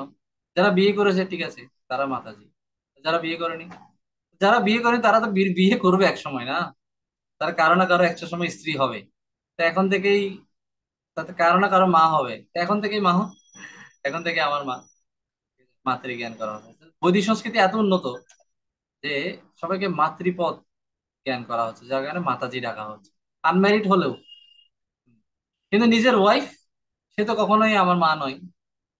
তাহলে শুধু নিজের ওয়াইফকে দেবী বা নাম ধরে ডাকা হয়। আর সবাইকেই মাতাজি। যেমন আমি কখনোই, যতই ছোট হোক, কখনোই বলতে পারবো না কেয়া, কেয়া এটা পড়ো তো। এটা খুব ক্লোজ হলে সেটা সেটা আলাদা কথা, নিজের বোন বা এরকম সেক্ষেত্রে। আহ, নিজের বোনের ক্ষেত্রেও আহ, খুব ক্লোজ হলে, ক্লোজ, তাদেরকে নাম ধরে রাখা হয়। ইন জেনারেল মাতাজি, এটা হচ্ছে জেনারেল সম্বোধন।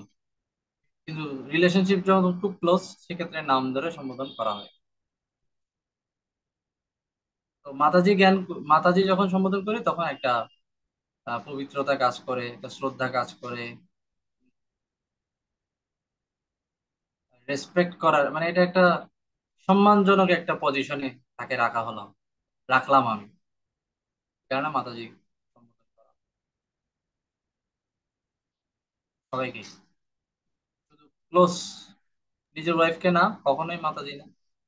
আর বোন বা এদেরকে ছোট হলে,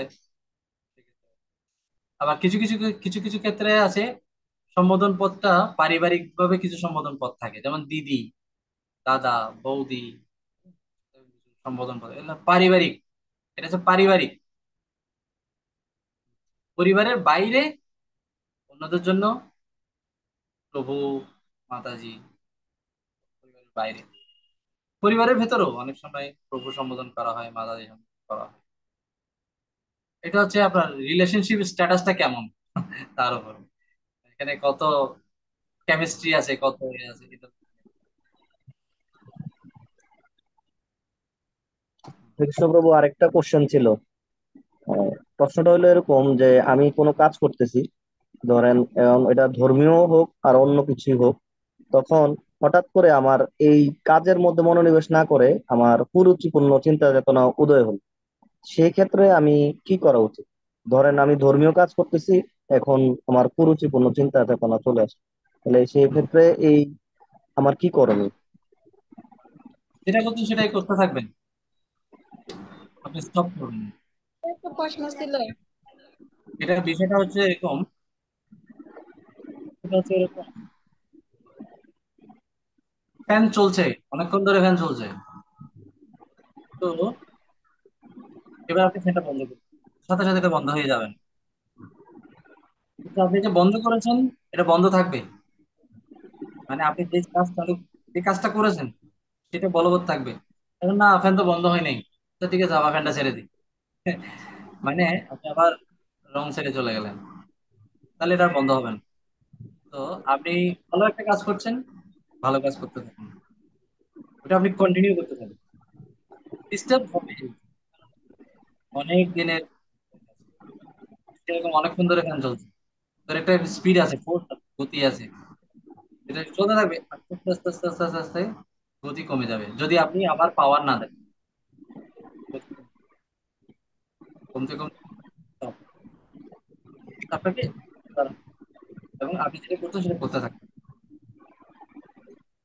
তাহলে আপনার এই যে নেগেটিভ যে চিন্তা ভাবনা আর আসবে না, বন্ধ হয়ে যাবে একটা সময়। একটা জিনিস যখন অনেক দীর্ঘদিন ধরে আপনি ফেলে রাখবেন, যেমন মনে করেন আপনি ঠিক কিছুই করছেন, জাস্ট ফেলে রেখেছেন, এটা আস্তে আস্তে আস্তে আস্তে আপনাকে এটা এটা নিয়ে আপনি যেটা করছেন সেটা নিয়েই চিন্তা করবেন, ওইদিকে মনোনিবেশ ডিস্টার্ব করছে কি চিন্তা, এগুলো নিয়ে ডিস্টার্ব করছে, ডিস্টার্ব রিপিট করুন, আপনি আপনার কাজ করতে থাকুন। একটু বেশি মনোযোগ দিলে আপনি ডিস্টার্বটাকে প্রাধান্য দিচ্ছেন, ডিস্টার্বটাকে ভ্যালু দিচ্ছেন, ডিস্টারবেন্সটাকে, ওটাকে ভ্যালু দেবেন না। আপনি যেটা করছেন আপনার আপনার ফাংশনটাকে আপনি ভ্যালু দিন। বাট আমাদের শরীর, আমাদের মন, নিজেরাও আমাদের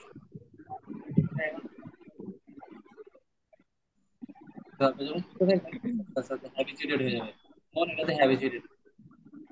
আমাদের এই এই প্রাথমিক অবস্থাটা হচ্ছে বন থেকে একটা কে ধরে নিয়ে আসানো,